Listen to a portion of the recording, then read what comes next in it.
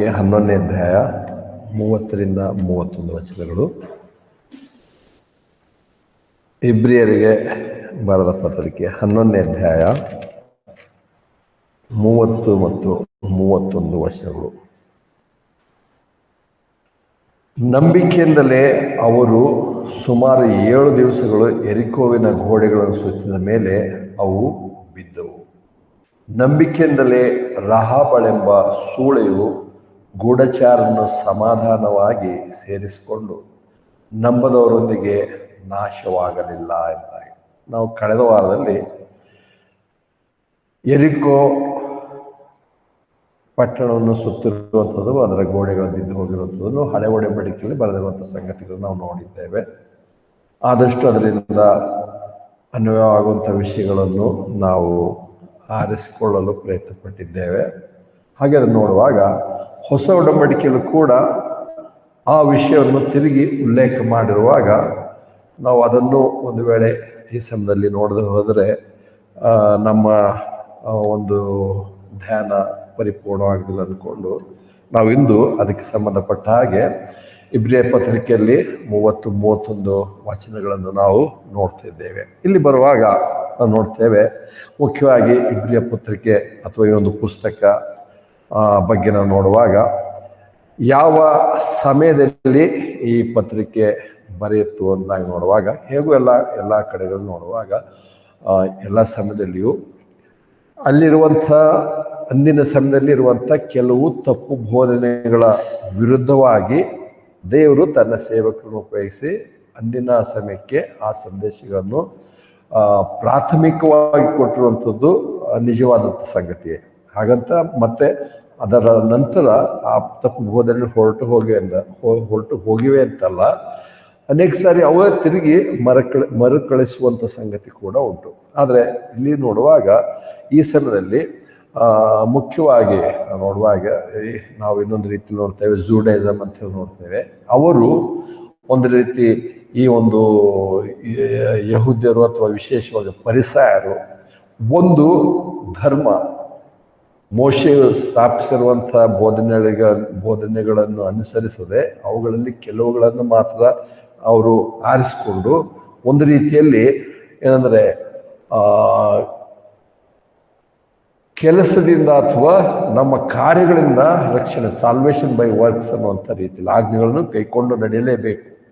ಇಂಥ ಒಂದು ನಂಬಿಕೆ ಯಥೇಚ್ಛವಾಗಿ ಬರ್ತಿರುವಂಥ ಸಮಯದಲ್ಲಿ ನಾವು ನೋಡ್ತೇವೆ ಈ ಒಂದು ಪತ್ರಿಕೆ ಬರೆದಿರುವಂಥದ್ದು ವಿಶೇಷವಾಗಿದೆ. ಮತ್ತು ಇದು ಅಪೊಸ್ತಲರುಗಳು ಬರೆದಿರುವಂಥದ್ದನ್ನೇ ಇಬ್ರಿಯ 2ನೇ ಅಧ್ಯಾಯ 2ನೇ ವಚನದಲ್ಲಿ ನಾವು ನೋಡ್ತೇವೆ.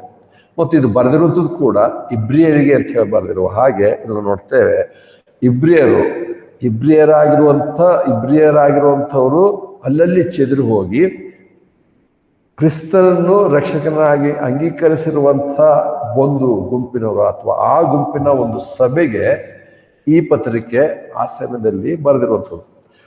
ಹಾಗಾಗಿ ಆ ಪತ್ರಿಕೆಯಲ್ಲಿ ಬರೆದಿರುವಾಗಲೂ ಕೂಡ ನೋಡ್ತೇವೆ ಅನೇಕ ವಿಷಯಗಳು ಈ ಒಂದು 11ನೇ ಅಧ್ಯಾಯಕ್ಕೆ ನೋಡುವ ಹಾಗೆ ತದ್ವಿರುದ್ಧವಾಗಿರುವಂತೆ ಕಾಣುತ್ತೆ. ಈ ಪತ್ರಿಕೆ, ಈ ಒಂದು ಇಬ್ರಿಯ ಪತ್ರಿಕೆ ಮತ್ತು ಯಾಕೋಬನ ಪತ್ರಿಕೆ ನೋಡುವಾಗ ಅನೇಕ ಸಾರಿ ಪೌಲನ ಅನೇಕ ಬೋಧನೆಗೆ ತದ್ವಿರುದ್ಧವಾಗಿರುವಂತೆ ಕಾಣುವಂಥದ್ದು ನೋಡ್ತೇವೆ. ಆದರೆ ಈ ಪತ್ರಿಕೆಯಲ್ಲಿ ನೋಡುವಾಗ ಹಾಗೆ ಅನಿಸೋದಲ್ಲ.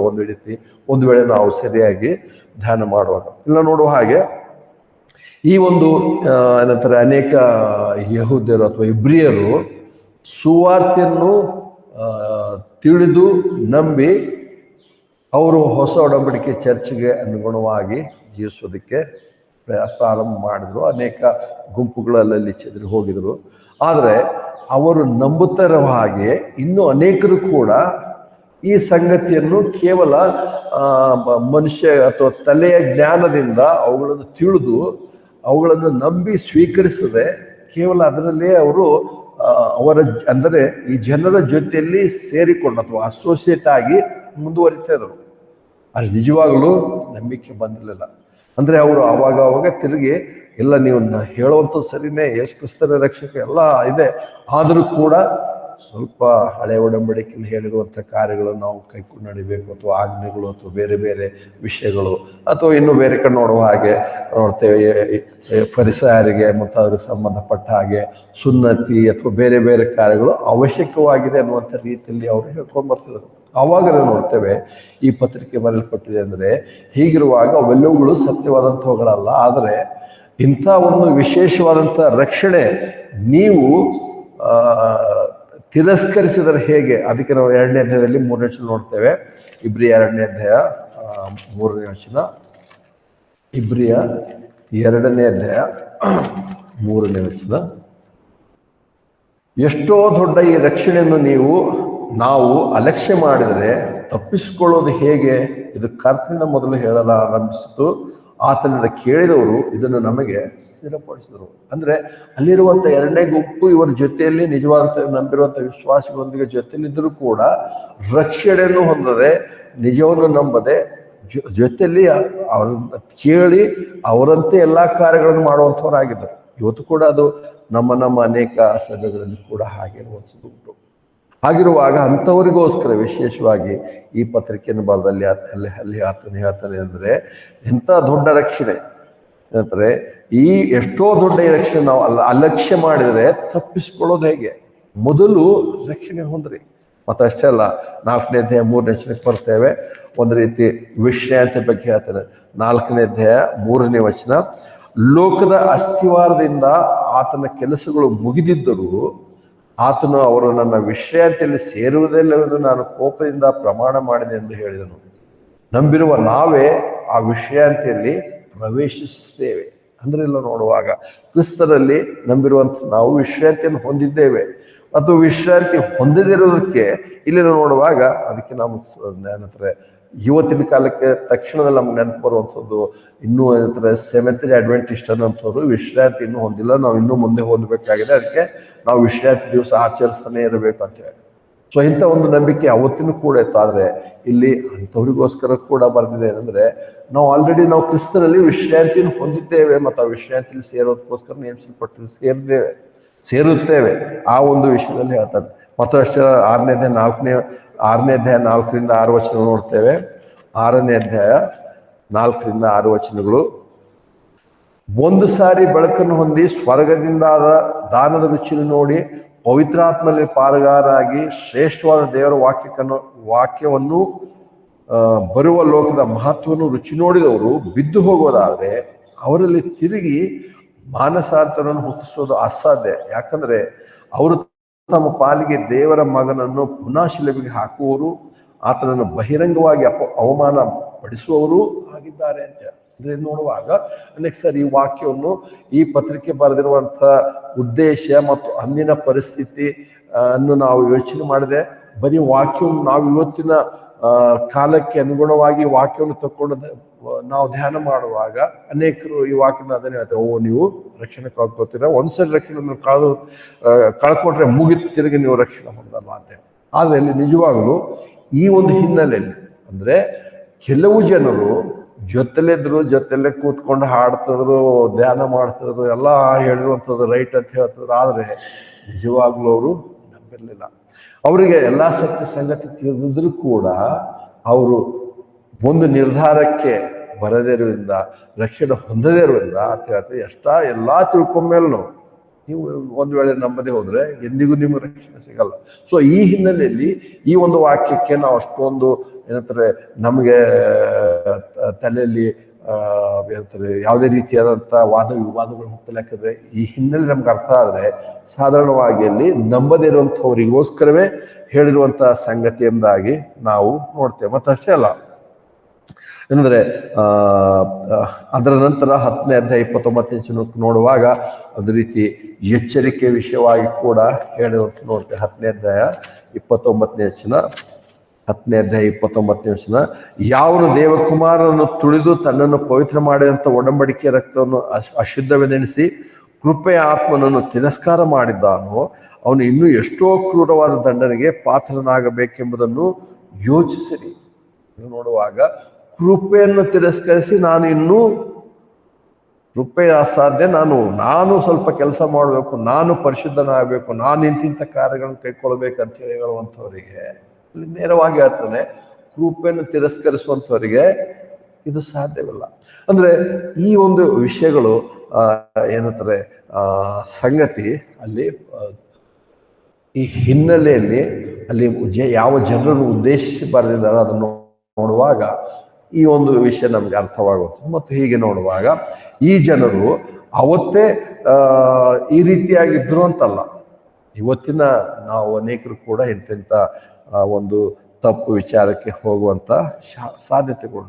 ಹೀಗಿರುವಾಗ ಅದರ ಜೊತೆಯಲ್ಲಿ ಈ ಪತ್ರಿಕೆ ಇಷ್ಟೆಲ್ಲ ಬರೆದಾಗ ಇದರ ಪತ್ರಿಕೆ ಒಂದು ಮುಖ್ಯವಾದಂಥ ಭಾಗಕ್ಕೆ ಬರ್ತೇವೆ ಅಂದ್ರೆ, ಹಾಗಿರುವಾಗ ನೀವು ಯಾವುದೇ ಕಾರ್ಯಗಳಿಂದ, ಪುಣ್ಯ ಕಾರ್ಯಗಳಿಂದ ಅಥವಾ ಧರ್ಮ ಕಾರ್ಯಗಳಿಂದ ಅಥವಾ ಯಾವುದೇ ಕಾನೂನುಗಳು ಕೈಕೊಂಡು ನಡೆಯುವುದರಿಂದಲ್ಲ, ಆದರೆ ನಂಬಿಕೆಯಿಂದಲೇ ನೀವು ನೀತಿವಂತರಾಗಿ ನಡೀತೀರ, ರಕ್ಷಣೆ ಹೊಂದಿದ್ದೀರ, ಈ ಸಂಗತಿಯನ್ನು ತಿಳಿಸ್ತಾನೆ.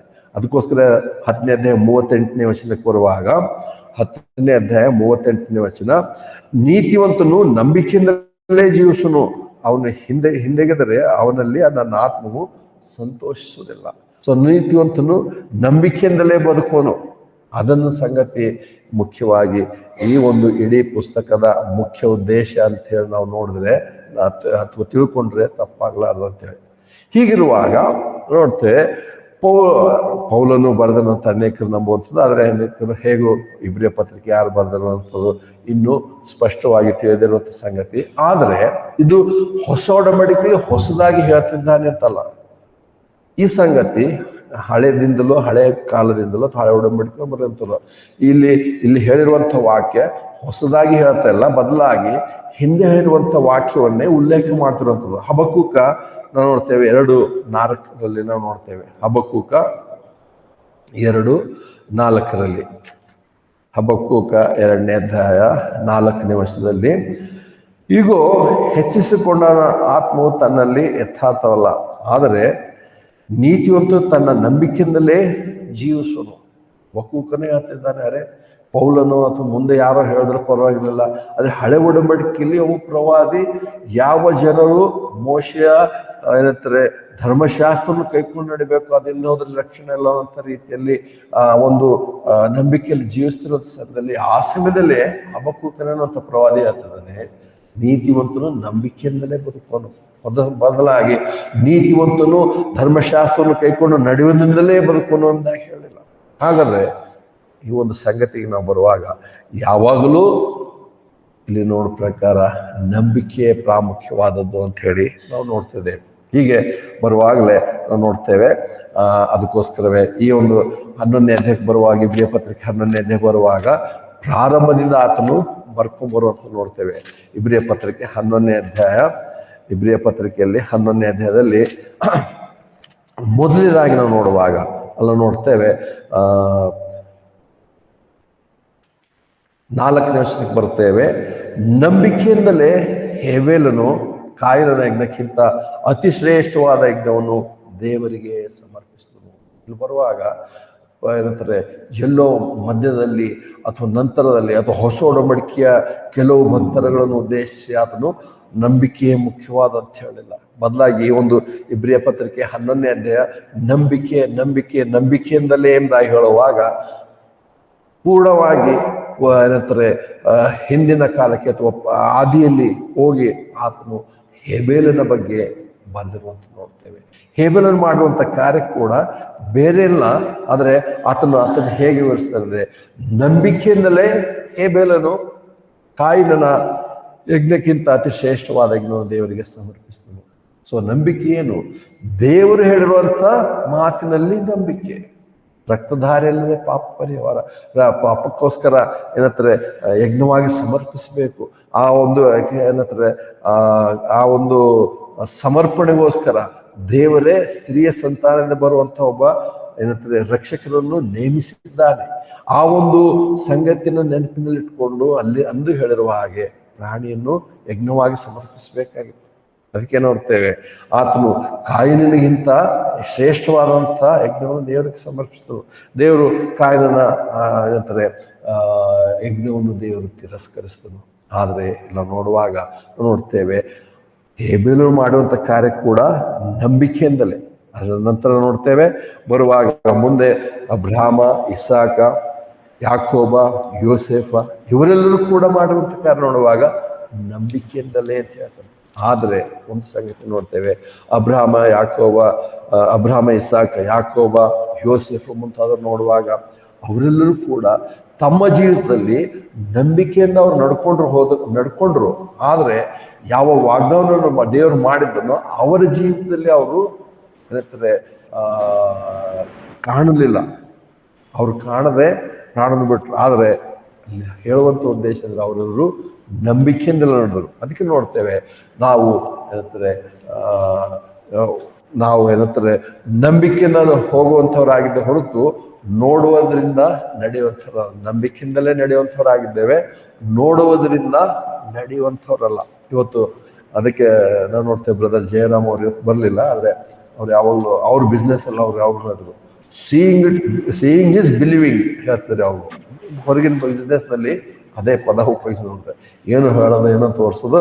ಸೀಯಿಂಗ್ ಇಸ್ ಬಿಲೀವಿಂಗ್ ಅಂದ್ರೆ ಜನರಿಗೆ ನೋಡ್ರಿ, ಇವಾಗ ನೋಡ್ತೇವೆ, ನಿಮ್ಮ ಮುಂದೆ ತೋರಿಸ್ತಿದ್ದೇವೆ, ನಿಮ್ಗೆ ಸುಮ್ಮನೆ ನೀವು ನಂಬಿಕೆ ಇಡೋದು ಬೇಡ, ಇದು ನಾನು ತೋರಿಸ್ತೇನೆ, ಇದು ಒಂದು ರೀತಿ ನಾನು ಏನಂತಾರೆ ಸರಿಯಾಗಿದೆ ಅಂತ ಹೇಳಿ ನಾನು ನಿಮ್ಗೆ ಸಾಬೀತು ಪಡಿಸಿದಾಗಲೇ ನೀವು ನಂಬ್ರಿ. ಲೋಕ ಸಂಗತಿ. ಆದರೆ ಬೈಬಲ್ನಲ್ಲಿ ನೋಡುವಾಗ ನಾವಾದರೂ ಅಂಥ ಸಂಗತಿಗಳನ್ನು ನೋಡಿ ನಂಬುವಂಥವ್ರಲ್ಲ, ನೋಡಿ ನಡೆಯುವಂಥವ್ರಲ್ಲ, ಆದರೆ ನಂಬಿಯೇ ನಾವು ನಡೆಯುವಂಥವರಾಗಿದೆ.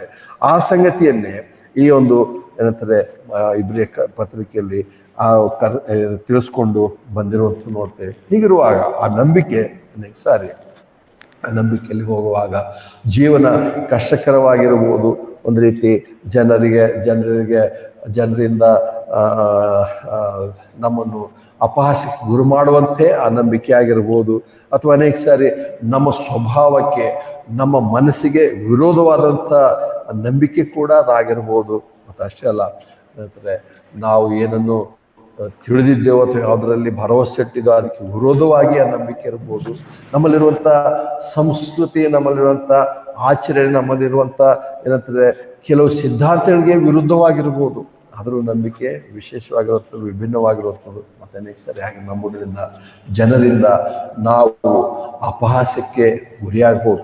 ಆದರೂ ಇಲ್ಲಿ ನಾವು ನೋಡುವಾಗ 11ನೇ ಅಧ್ಯಾಯದಲ್ಲಿ ನಂಬಿಕೆಯಿಂದಲೇ ನಾವು ಜೀವಿಸುವಂಥರಾಗಿದ್ದೇವೆ. ಅದಕ್ಕೋಸ್ಕರ ನಾವು ಕಳೆದ ವಾರದಲ್ಲಿ ನೋಡ್ತೇವೆ, ಹೊಸ ವರ್ಷಕ್ಕೋಸ್ಕರ ದೇವರು ನಮಗೆ ಕಾನಾನ್ ದೇಶವನ್ನು, ಹಾಲು ಜೇನು ಹರಿಯುವಂಥ ದೇಶವನ್ನು ವಶಪಡಿಸಿಕೊಳ್ಬೇಕಾದ್ರೆ ಮೊದಲು ಎರಿಕೋ ಪಟ್ಟಣದ ಗೋಡೆಗಳನ್ನು ಬೀಳಿಸ್ಬೇಕಾಯ್ತು. ಎರಿಕೋ ಪಟ್ಟಣವನ್ನು ನಾಶನ ಮಾಡಿ ನಾವು ಮುಂದಕ್ಕೆ ಹೋಗ್ಬೇಕಂತೇಳಿ ನಾವು ನೋಡಿರುವಾಗ, ಇನ್ನು ನಾವು ನೋಡ್ಲಿಕ್ಕಿರುವಂಥ ವಿಷಯ ಅಂದರೆ, ನಾವು ಈ ವರ್ಷದಲ್ಲೆಲ್ಲ ಅಥವಾ ಮುಂದಿನ ನಮ್ಮೆಲ್ಲ ಜೀವಿತದಲ್ಲಿ ನಂಬಿಕೆಯೇ ಮುಖ್ಯವಾದಂಥ ಒಂದು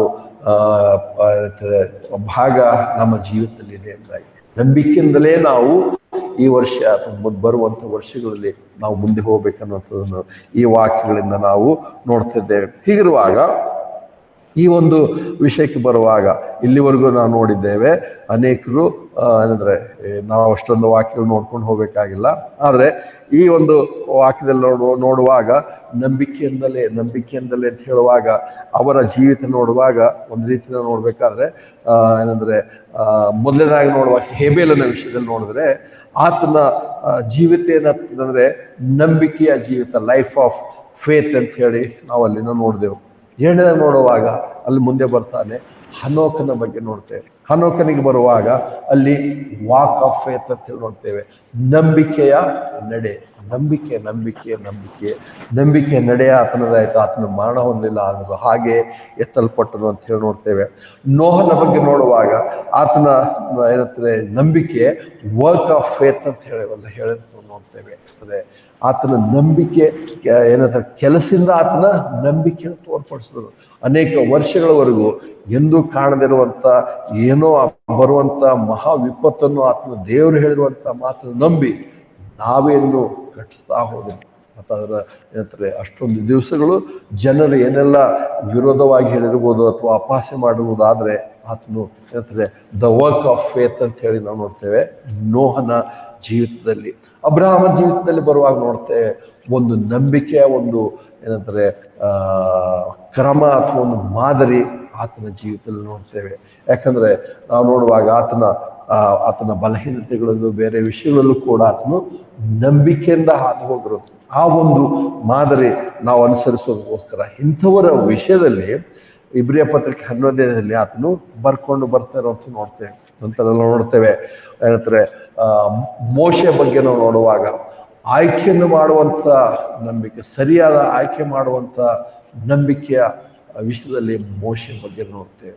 ಆತನು ಆ ಒಂದು ಸರಿಯಾದಂಥ ಸಮಯ ಬಂದಾಗ ಇನ್ನೇನು ಐಗುಪ್ತ ದೇಶದ ಸಿಂಹಾಸನ ಮೇಲೆ ಕೂತ್ಕೊಳ್ಬೇಕು. ಆದರೆ ಆ ಸಮಯದಲ್ಲಿ ಆತನು ತನ್ನ ಕ್ರಿಸ್ತನಿಗೋಸ್ಕರ ತನ್ನ ಜನರೊಂದಿಗೆ ಹಿಂಸೆಯನ್ನು ಅನುಭವಿಸುವಂಥದ್ದೇ ಲೇಸು ಅಂತೇಳಿ ಆಯ್ಕೆ ಮಾಡಿದಲ್ಲ, ಅದು ನಂಬಿಕೆಯ ಒಂದು ಆಯ್ಕೆಯನ್ನಾಗಿತ್ತು. ಸೊ ಇಂಥ ಒಂದು ಭಾಗ ಇಬ್ರಿಯ ಪತ್ರಿಕೆಯಲ್ಲಿ ಅವರು ಏನಂತಾರೆ, ಇವರು ಕಲಿಸಿಕೊಂಡು ಬಂದಿರುವಂಥದ್ದು ನಾವು ನೋಡ್ತೇವೆ. ಹೀಗೆ ಬಂದಿರುವಾಗ ಇಲ್ಲಿವರೆಗೂ ಇನ್ನು ಮತ್ತೆ ನಂತರದಲ್ಲಿ ಕೂಡ ಇನ್ನೂ ಹೆಸರುಗಳು ಉಂಟು. ಆದರೆ ನಾವು ಇಂದಿನ ಧ್ಯಾನಕ್ಕೆ ಬರುವಾಗ 11ನೇ ಅಧ್ಯಾಯ 30ನೇ ವಚನಕ್ಕೆ ಬರುವಾಗ ಅಲ್ಲಿ ಯಾವ ವ್ಯಕ್ತಿ ಹೆಸರನ್ನು ಹೇಳಲಿಲ್ಲ. ಮುಖ್ಯವಾಗಿ ನೋಡ್ಬೇಕಾದ್ರೆ ಕಳೆದ ವಾರದಲ್ಲಿ ನೋಡಿದ್ದೇವೆ, ಯೆಹೋಶುವನ ನಾಯಕತ್ವದಲ್ಲಿ ಈ ಒಂದು ಕಾರ್ಯ ಮಾಡ್ತಿರುವಂಥದ್ದು.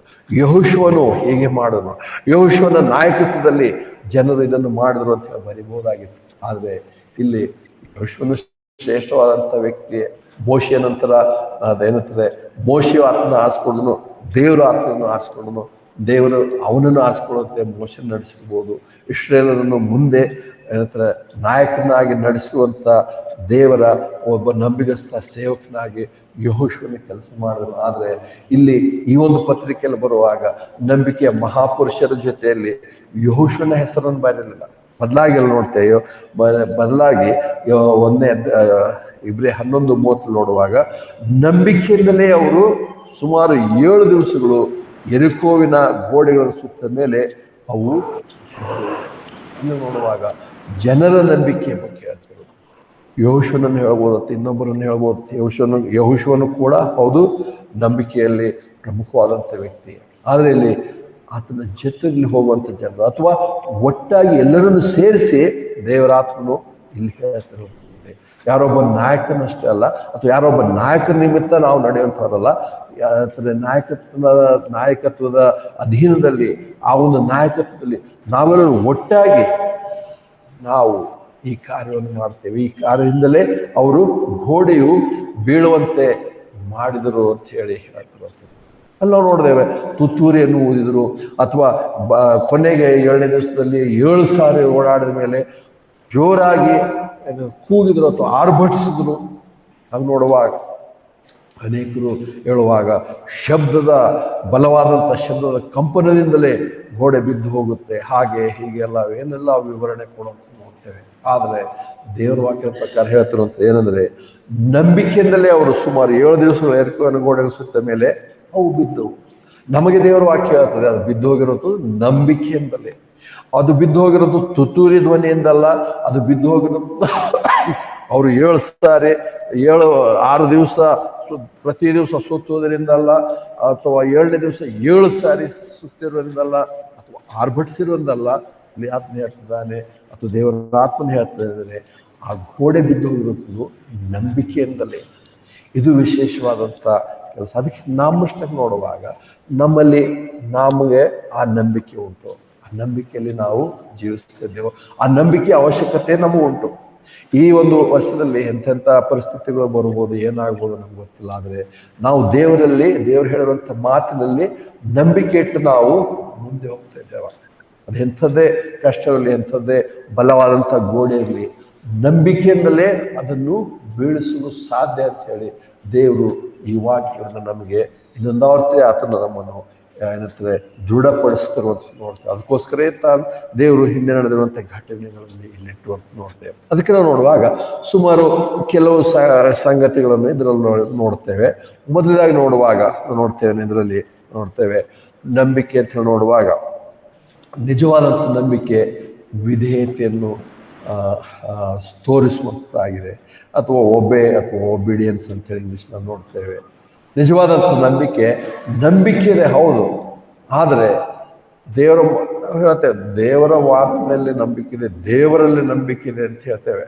ಆದರೆ ದೇವರಲ್ಲಿ ನಂಬಿಕೆ ಅಂದರೆ ದೇವರು ಹೇಳಿರುವಂಥ ಮಾತಿಗೆ ನಾವು ವಿಧೇಯರಾಗುವಂಥದ್ದು ನಂಬಿಕೆ. ಒಂದು ವೇಳೆ ಎಷ್ಟೇ ನಂಬಿಕೆ ಅಂತೇಳಿ ದೇವರ ಮಾತು ಹೇಳಿರುವಂಥ ಮಾತಿಗೆ ವಿಧೇಯತೆ ತೋರಿಸಿದ್ರೆ ನಂಬಿಕೆ ವ್ಯರ್ಥವಾಗಿರುವಂಥದ್ದು. ಇಲ್ಲಿ ಕೂಡ ನೋಡುವಾಗ, ಇಲ್ಲಿ ಅಥವಾ ಹಿಂದೆ ನೋಡುವಾಗ ನೋಹನ್ನು ಕೂಡ ದೇವರಿಗೆ ಹೇಳ್ದ, ದೇವರು ನೋಹನಿಗೆ ಹೇಳ್ದ, ಇಂಥ ಒಂದು ಮಹಾಭಯಂಕರವಾದಂಥ ತೀರ್ಪು ವಿಪತ್ತು ನಾನು ಲೋಕದ ಮೇಲೆ ಮಾಡಲಿಕ್ಕಿದ್ದೇನೆ, ಅದಕ್ಕೋಸ್ಕರ ನೀನು ದೊಡ್ಡ ನಾವೆಯನ್ನು ಕಟ್ಟು. ಇದು ಯಾರಿಗೂ ಸಾಮಾನ್ಯವಾದ ಜನರಿಗೆ ನಂಬಿಕೆ ಇಡುವುದಕ್ಕೆ ಅಸಾಧ್ಯವಾಗಿರುವಂಥದ್ದು. ದೇವರ ಮಾತನ್ನು ನಂಬಿದ್ದ ಅಂದರೆ ಆತನು ಕೆಲಸ ಮಾಡೋದ್ರ ಮೂಲಕವಾಗಿ ಆತನು ತೋರಿಸ್ದ. ಈ ತೋರಿಸುವಾಗ ಹೀಗೆ ಕೆಲಸಗಳು ಮಹತ್ವ ಮತ್ತೆ ನಂಬಿಕೆಯು ಮಹತ್ವ ಅಂತ ಹೇಳುವಾಗ ಯಾಕೋಬನ ಪತ್ರಿಕೆಯಲ್ಲಿ ಕೆಲವು ವಚನಗಳು ಅವು ತಗೊಂಡು ನಾವು ಬಹಳ ತಲೆ ಕೆಡಿಸ್ಕೋಬೇಕಾಗಿಲ್ಲ. ಹೇಳಿರುವಂಥದ್ದು ನಂಬಿಕೆ ನಾವು ವಿಧೇಯತೆಯಲ್ಲಿ ನಾವು ತೋರಿಸ್ಬೇಕಾಗಿದೆ. ಅಂದರೆ ನಾವು ನೋಡುವಾಗ ಹೇಗೂ ಕೆಲವು ಪ್ರಕಾರ ನೋಡ್ತೇವೆ, ಬೇರೆ ಬೇರೆ ಸಮಯಗಳಲ್ಲಿ ಬೇರೆ ಬೇರೆ ರೀತಿಯಾದಂಥ ದೇವರು ವ್ಯವಸ್ಥೆ ಇಟ್ಟಿದ್ದಾನೆ. ಕೆಲವು ಸಾರಿ ಬರೀ ನಂಬಿಕೆನೇ, ಕೆಲವು ಸಾರಿ ನಂಬಿಕೆ ಪ್ಲಸ್ ಕೆಲವಿದೆ ಅಂತ ಹೇಳುವಂಥದ್ದಂತೂ ಹೌದು, ಆ ಪ್ರಕಾರ ಇರ್ಬೋದು. ಆದರೆ ಇಲ್ಲಿ ನೋಡುವಾಗ ಹೇಬೇಲನಿಂದ ಕುರಿತು ಕೊನೆವರೆಗೂ ಅನೇಕರವರು ಬರುವಾಗ ಅಲ್ಲಿ ಮತ್ತೆ ಇನ್ನೊಂದು ಪ್ಲಸ್ ಆತನ ಹೇಳ್ತಿಲ್ಲ. ಆದರೆ ಎಲ್ಲ ಸಂದರ್ಭದಲ್ಲೂ ಕೇವಲ ನಂಬಿಕೆ ಆತನ ಹೇಳ್ತಿರುವಂಥದ್ದು. ನಂಬಿಕೆಯಿಂದಲೇ ಆದರೆ ನಂಬಿಕೆಯಿಂದಲೇ ಅಂತ ಹೇಳಿ ನೋಡುವಾಗ ನಂಬಿ ನಾವು ಕೆಲಸ ಮಾಡದೆ ಸುಮ್ಮನೆ ಕೂತ್ಕೊಳ್ಳುವಂಥದ್ದಲ್ಲ, ನಂಬಿಕೆ ಇದೆ ಅಂತೇಳಿ ನಾವು ಸುಮ್ಮನೆ ಮಲ್ಕೊಳ್ಳುವಂಥದ್ದಲ್ಲ, ನಂಬಿಕೆ ಅಂತೇಳಿ ನಾವು ಸೋಮಾರಿತನ ತೋರಿಸೋದಲ್ಲ, ಆಲಸ್ಯತನ ತೋರಿಸುವಂಥದ್ದಲ್ಲ. ಆದರೆ ನಂಬಿಕೆ ಅಂತೇಳಿ ನೋಡುವಾಗ ದೇವರ ಮಾತಿಗೆ ವಿಧೇಯರಾಗುವಂಥದ್ದು, ಅದನ್ನು ಆ ನಂಬಿಕೆಯನ್ನು ಕಾರ್ಯರೂಪದಲ್ಲಿ ತರುವಂಥದ್ದು. ಇಲ್ಲ ನೋಡುವಾಗ ದೇವರು ಕೂಡ ಅದನ್ನು ಇಲ್ಲಿ ಅಂದರೆ ಯೆರಿಕೋ ಪಟ್ಟಣದ ಬಗ್ಗೆ ಕೂಡ ಹೇಳಿದಾಗ ದೇವರು ಯೋಶನ ಮುಖಾಂತರ ಹೇಳಿರುವಂಥದ್ದು ಅಂದರೆ, ನಿಮಗೆ ಏನಂತಾರೆ ಸಾಮಾನ್ಯವಾಗಿ ಜನರು ತಿಳ್ಕೊಳ್ಳುವಂಥ ರೀತಿಯಲ್ಲಿ ನೀವು ಯುದ್ಧಕ್ಕೆ ಸಿದ್ಧರಾಗಿ ಹೋಗೋದು ಬೇಡ. ಆದರೆ ನೀವು ಪ್ರತಿ ದಿವಸ ಒಂದು ಸುತ್ತು ನೀವು ಸುತ್ತಿ ಬರಬೇಕು, ಏನಂತಾರೆ ತುತ್ತೂರಿ ತಕೊಂಡು ಹೋಗ್ರಿ, ಓದಬೇಕು, ಇದೆಲ್ಲ ಹೇಳ. ಇದು ಮಾಡುವಂಥದ್ದು ನಂಬಿಕೆಯಿಂದಲೇ. ಯಾರು ಕೂತ್ಕೊಂಡು ಸ್ವಲ್ಪ ರ್ಯಾಷನಲ್ ಆಗಿರಬೇಕು, ಸ್ವಲ್ಪ ಅದ್ರ ಕಾಮನ್ ಸೆನ್ಸ್ ಆದರೂ ಇರಬೇಕು, ಸ್ವಲ್ಪ ದೇವ್ರು ನಮ್ಗೆ ಬುದ್ಧಿ ಕೊಟ್ಟಿದ್ರಲ್ಲ ಅದನ್ನು ಉಪಯೋಗಿಸ್ಬೇಕು. ದೇವ್ರು ಹೇಳ್ತಿದ್ದಾನೆ, ಆದರೂ ಕೂಡ ನಾವು ಸುಮ್ಮನೆ ಓಡಾಡಿದ್ರೆ ಏನಾದ್ರು ಆಗುತ್ತಾ? ಸ್ವಲ್ಪ ಏನಾದ್ರು ಕೆಲಸ ಮಾಡಬೇಕಂದ್ರೆ ದೇವರ ಮಾತಿನ ನಂಬಿಕೆ ಇಲ್ಲ. ನಾವು ಹಾಗೆ ಮಾಡ್ತೇವೆ ಅಥವಾ ಹಾಗೆ ಹೇಳುವಂಥದ್ದು ನೋಡ್ತೇವೆ. ಅದರ ಬದಲಾಗಿ ನಮ್ಮ ಎಷ್ಟೇ ಜ್ಞಾನ ಇರಲಿ, ಎಷ್ಟೇ ಸರಿಯಾದದಿರಲಿ, ಅದೇ ದೇವ್ರು ಹೇಳೋ ಪ್ರಕಾರ ನೀವು ಏನೂ ಮಾಡಬೇಡ್ರಿ, ಕೇವಲ ದಿವಸಕ್ಕೆ ಒಂದು ಸಾರಿ ಅದನ್ನು ಒಂದು ರೌಂಡ್ ಹೊಡೆದು ಬನ್ನಿರಿ. ಇದು ವಿಧೇಯತೆ. 7 ದಿವಸಗಳವರೆಗೂ ಅವರು ವಿಧೇಯತೆಯನ್ನು ತೋರಿಸಿದ್ರು. ನಂಬಿಕೆಯಿಂದಲೇ ಯೆರಿಕೋವಿನ ಗೋಡೆಗಳು ಬಿದ್ದು ಹೋದವು. ಆದರೆ ನಂಬಿಕೆಗೆ ಏನಂತ ತೋರಿಸ್ತದೆ? ಮೊದಲೇ ನೋಡುವಾಗ ನಂಬಿಕೆ ವಿಧೇಯತೆಯನ್ನು ನಂಬಿಕೆ ಅನ್ನುವಂಥದ್ದು ವಿಧೇಯತೆಯಿಂದ ನಾವು ತೋರಿಸ್ತೇವೆ. 7ನೇದಾಗಿ ನೋಡುವಾಗ ನೋಡ್ತೇವೆ ನಂಬಿಕೆಯಿಂದಲೇ ನಂಬಿಕೆ ನಮಗೆ ಧೈರ್ಯವನ್ನು ಕೊಡುವಂಥದ್ದಾಗಿದೆ. ನಂಬಿಕೆ ಮೇಲೆ ನಮ್ಮಲ್ಲಿ ಧೈರ್ಯ ಉಂಟು. ನಾವು ಕೀರ್ತನೆಗಳಲ್ಲಿ ಕೆಲವು ವಾಕ್ಯಗಳು ನಾವು ಸ್ವಲ್ಪ ಭಾಗದ ಹಿಂದೆ ನೋಡಿದೆವು.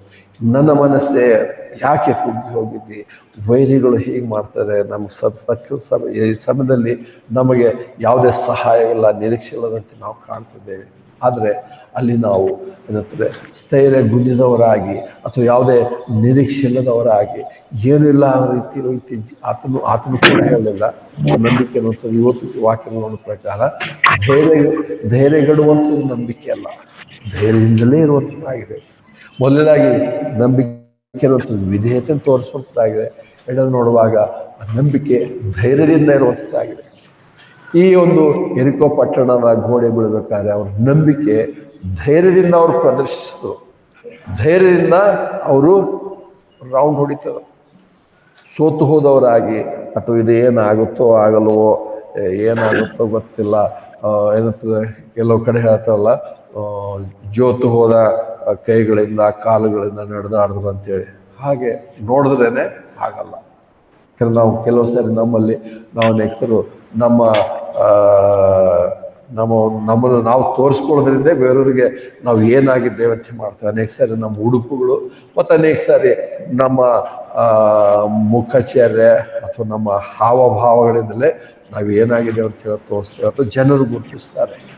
ಅದಕ್ಕೆ ಕ್ರಿಸ್ತ ವಿಶ್ವಾಸಕ್ಕೆ ಬರುವಾಗ ನಾವು ಎಂಥದೇ ಪರಿಸ್ಥಿತಿಯಲ್ಲಿರುವಾಗಲೂ ನಾವು ನಂಬಿಕೆಯಿಂದ ನೋಡುವಾಗ ಧೈರ್ಯದಿಂದ ಇರಬೇಕಾಗಿದೆ. ಎಲ್ಲೋ ನಮಗೆ ಧೈರ್ಯ ಇಲ್ಲ ಅಂದರೆ ನಂಬಿಕೆ ಬಗ್ಗೆ ನಾವು ಪ್ರಶ್ನೆ ಮಾಡಬೇಕಾಗಿದೆ. ನಂಬಿಕೆ ಇದರಲ್ಲ. ಮತ್ತು ನಂಬಿಕೆ ಯಾವುದರಲ್ಲಿ? ದೇವರು ಹೇಳಿರುವಂಥ ಮಾತುಗಳು, ದೇವರ ವಾಕ್ಯಗಳಲ್ಲಿ, ದೇವರ ವಾಕ್ಯಗಳಲ್ಲಿ ನಮಗೆ ತಿಳಿಪಡಿಸುವಂಥ ಸಂಗತಿಗಳಲ್ಲಿ ನಂಬಿಕೆ ನೋಡ್ತೇವೆ. ನಂಬಿಕೆ ಅನ್ನುವಂಥದ್ದು ಇನ್ನೊಂದು ವಿಷಯಕ್ಕೆ ಬರುವಾಗ, ಮೂರನೇ ನೋಡುವಾಗ, ಅದು ನಂಬಿಕೆ ಭಿಕ್ಷುಕನಂತೆ ಸ್ವೀಕರಿಸುವಂಥದ್ದಾಗಿದೆ. ಭಿಕ್ಷುಕನಿಗೆ ಯಾವುದೇ ರೀತಿಯಾದಂಥ ಆಯ್ಕೆ ಅಲ್ಲ. ಯಾರೋ ನಮಗೆ ಅಥವಾ ಭಿಕ್ಷುಕನು ಮನೆ ಹತ್ರ ಅಥವಾ ಎಲ್ಲ ಬಂದು ಭಿಕ್ಷೆ ಬೇಡುವಾಗ ಅವರು ಕೊಟ್ಟಿರುವಂಥದ್ದನ್ನು ಸ್ವೀಕಾರ ಮಾಡಬೇಕಾಗಿದೆ ಹೊರತು, ಹೇಗೂ ಇವತ್ತು ನೋಡ್ತೇವೆ, ಇವತ್ತಿನ ಭಿಕ್ಷುಕರು ಬೇರೆ ಬೇರೆ ರೀತಿಯಲ್ಲಿ ಮಾಡ್ತಾ ಇದ್ದಾರೆ, ವಿಭಿನ್ನವಾಗಿದ್ದಾರೆ. ಏನಂದರೆ ATM ಮೆಷಿನ್ ಅಥವಾ ಸ್ಕ್ಯಾನರ್ಗಳು ಇಟ್ಕೊಂಡು ಭಿಕ್ಷೆ ಬೇಡುವಂಥವ್ರು ಆಗಿದ್ದಾರೆ. ಆದರೆ ಅವರಿಗೆ ಭಿಕ್ಷುಕರಂತ ಹೇಳುವಂಥದ್ದಲ್ಲ. ಆದರೆ ರಕ್ಷಣೆಗೆ ಬರುವಾಗ, ದೇವರ ಬಳಿಗೆ ನಾವು ಬರುವಾಗ, ಮೊದಲನೇದಾಗಿ ಸುವಾರ್ತೆಯನ್ನು ಸ್ವೀಕರಿಸಬೇಕಾದ್ರೆ ಆ ಒಂದು ರಕ್ಷಣೆಗೆ ನಾವು ಭಿಕ್ಷುಕರಂತೆ ಬರುವಂಥವರಾಗಿದ್ದೇವೆ. ಅದು ನಮ್ಮ ನಂಬಿಕೆ ತೋರಿಸುವಂಥ ಭಿಕ್ಷುಕರಂತೆ ಸ್ವೀಕರಿಸುವಂಥದ್ದೇ ನಂಬಿಕೆಯಾಗಿದೆ. ಇಲ್ಲ, ನಾನು ನಂಬಿಕೆಯನ್ನು ಸ್ವೀಕರಿಸ್ತೇನೆ, ಆದರೆ ನನಗೆ ನಿಮ್ಗೆ ಆಪ್ಷನ್ ಕೊಡ್ಬೇಕು ದೇವರೇ, ಇದನ್ನಾದ್ರೂ ಸ್ವೀಕರಿಸ್ತೇನೆ ಅಥವಾ ಇದನ್ನಾದ್ರೂ ಮಾಡ್ತೇನೆ ಅಥವಾ ಇದನ್ನು ಕೊಡು ಅಥವಾ ಹೀಗೆ ಮಾಡು ಹೇಳುವಂಥದ್ದು ನಂಬಿಕೆ ಅಲ್ಲ. ಆ ನಂಬಿಕೆ ಭಿಕ್ಷುಕನಂತೆ ಯಾವುದೇ ಆಯ್ಕೆ ಇಲ್ಲದೆ ನಾವು ಸ್ವೀಕರಿಸುವುದು. ಇಲ್ಲಿ ಹೇಳುವಾಗ ಯೋಶನು ಎಲ್ಲರನ್ನು ಕರೆದು ಸೇರಿಸಿ ಮೀಟಿಂಗ್ ಮಾಡಿ, ನೋಡ್ರಿ ಈ ಥರ ಗೋಡೆ ಇದೆ ಮುಂದೆ ಇರುವಾಗ ಎಲ್ಲರೂ ನಿಮಗೆ ತಿಳಿದಂಥ ರೀತಿಯಲ್ಲಿ ನೀವೆಲ್ಲ ಅಭಿಪ್ರಾಯಗಳನ್ನು ನೀವು ಹೇಳ್ಬೋದು. ಎಲ್ಲರ ಅಭಿಪ್ರಾಯಗಳನ್ನು ಸಂಗ್ರಹಿಸಿ ನಂತರ ಒಂದು ತೀರ್ಮಾನಕ್ಕೆ ಬರೋಣ ಅಂತೇಳಿ ಆಜ್ಞೆಯಲ್ಲ. ಮೊದಲಾಗಿ ದೇವರು ಹೇಳಿದ ಮೇಲೆ ನಿಮ್ಮ ಮುಂದೆ ಯಾವುದೇ ಆಯ್ಕೆ ಅಲ್ಲ. ದೇವರಿಷ್ಟೇ ಹೇಳಿದಾನೆ, ಇದನ್ನು ಮಾಡಬೇಕಷ್ಟೇ. ಅದು ನಾವು ಭಿಕ್ಷುಕನಂತೆ ಅದನ್ನು ಸ್ವೀಕರಿಸುವುದಾಗಿದೆ. ಮತ್ತು ಅಷ್ಟೇ ಅಲ್ಲ, ಸ್ವೀಕರಿಸಿದ ಮೇಲೆ ನಾವು ಅದನ್ನು ಗುರುತಿಸುವಂಥದ್ದು ಮತ್ತು ಏನಂತಾರೆ ನಿರ್ಧರಿಸುವಂಥದ್ದು ಆ ಒಂದು ನಂಬಿಕೆಯಾಗಿದೆ. ದೇವರ ವಾಗ್ದಾನದಲ್ಲಿ ನಂಬಿಕೆ, ದೇವರು ತನ್ನ ವಾಗ್ದಾನವನ್ನು ನೆರವೇರಿಸ್ತಾನೆ ಅನ್ನುವಂಥದ್ದು ಗುರುತಿನಲ್ಲಿ, ಅದನ್ನು ಗುರುತಿಸಿ ನಿರ್ಧರಿಸಿ ನಾವು ನಂಬಿಕೆಯನ್ನು ಪ್ರದರ್ಶಿಸಬೇಕಾಗುತ್ತೆ. ದೇವರು ಹೇಳ್ತಾನೆ ನಡೆಯಬೇಕಂತೇಳಿ ಒಂದು ದಿವಸ ಒಂದು ಸುತ್ತು ಹೊಡಿಬೇಕಂತೇಳಿ. ನಾವು ಒಂದು ದಿವಸ ಒಂದು ಸುತ್ತು ಹೊಡೆದು ಬಂದೆವು. ನಡ್ತಾರೆ ಎರಡನೇ ದಿವಸ ಹೋದಾಗ ನಡೆಯುವುದರ ಬದಲಾಗಿ ತುತ್ತೂರಿಯುವುದರ ಬದಲಾಗಿ ಅಥವಾ ದೇವರ ಮನುಷ್ಯನ ಒಡಂಬಡಿಕೆಯನ್ನು ಹಿಂಬಾಲಿಸೋದ್ರ ಬದಲಾಗಿ ಬರೀ ನಾವು ಗೋಡೆಗಳನ್ನು ಪರೀಕ್ಷೆ ಮಾಡಿಕೊಂಡು ಹೋದರೆ ಒಂದು ರೌಂಡ್ ಆಯಿತು ಅಂದರೆ ಗೋಡೆಯಲ್ಲಿ ಇನ್ನೂ ಏನು ಬೆರಕೆ ಬಿಟ್ಟಿಲ್ಲ, ಇನ್ನೂ ಏನೂ ಆಗಿಲ್ಲ, ಬೀಳುತ್ತೋ ಬೀಳಲ್ವೋ ಅಂತೇಳಿ ಈ ಪರೀಕ್ಷೆಗೆ ನಾವು ಮಾಡಕ್ಕೆ ಹೋದರೆ ನಾವು ದೇವರ ಮಾತನ್ನು ನಂಬಿಲ್ಲ, ಅದನ್ನು ನಾವು ಗುರುತಿಸಿಲ್ಲ, ದೇವರ ನಂಬಿಕೆಯಲ್ಲಿ ನಾವು ನಿರ್ಧರಿಸಿಲ್ಲ. ನಮಗೆ ಯಾವುದೇ ಸ್ಪಷ್ಟವಾದಂಥ ಬದಲಾವಣೆಗಳು ನಮ್ಗೆ ಕಾಣಲಿಕ್ಕಿಲ್ಲ. 7ನೇ ದಿವಸ 7 ಸುತ್ತುವರೆಗೂ ಯಾವ ಬದಲಾವಣೆಯಲ್ಲಿ ಕಾಣಲಿಲ್ಲ. ಅದು ನಂಬಿಕೆ, ಅದು ದೇವರ ಮಾತನ್ನು ನಂಬಿದ್ದೇವೆ ಅಂತ ತೋರಿಸಿರುವಂಥದ್ದು, ಗುರುತಿಸುವಿಕೆ ಅದಾಗಿರುವಂಥದ್ದು.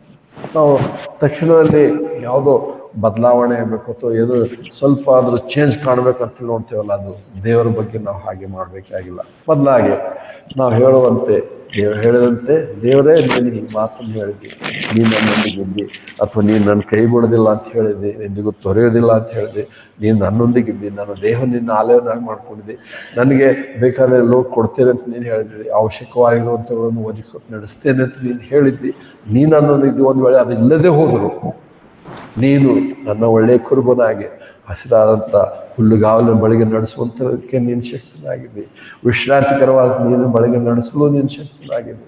ಅಥವಾ ಅದೇ ಸಮಯಕ್ಕೆ ಏನಂತಾರೆ, ಮರಣದ ಮೇಲೆ ಕಾರ್ಗತ್ತಲ ಕಣಿವೆಯಲ್ಲಿ ನಡೆಯುವಂತೆ ಮಾಡಿದ್ರು ಕೂಡ ದೇವರೇ ನಿನ್ನೂ ನನ್ನೊಂದಿಗೆ ಇದ್ದೆ ಅಂತೇಳಿ ನಾನು ಧೈರ್ಯ ಇದನ್ನು ನಾನು ಗುರುತಿಸ್ತೇನೆ. ಇದು ನನ್ನ ನಂಬಿಕೆ ಆಗಿರಬೇಕಾಗಿ ಅವುಗಳನ್ನು ನೋಡ್ತೇವೆ.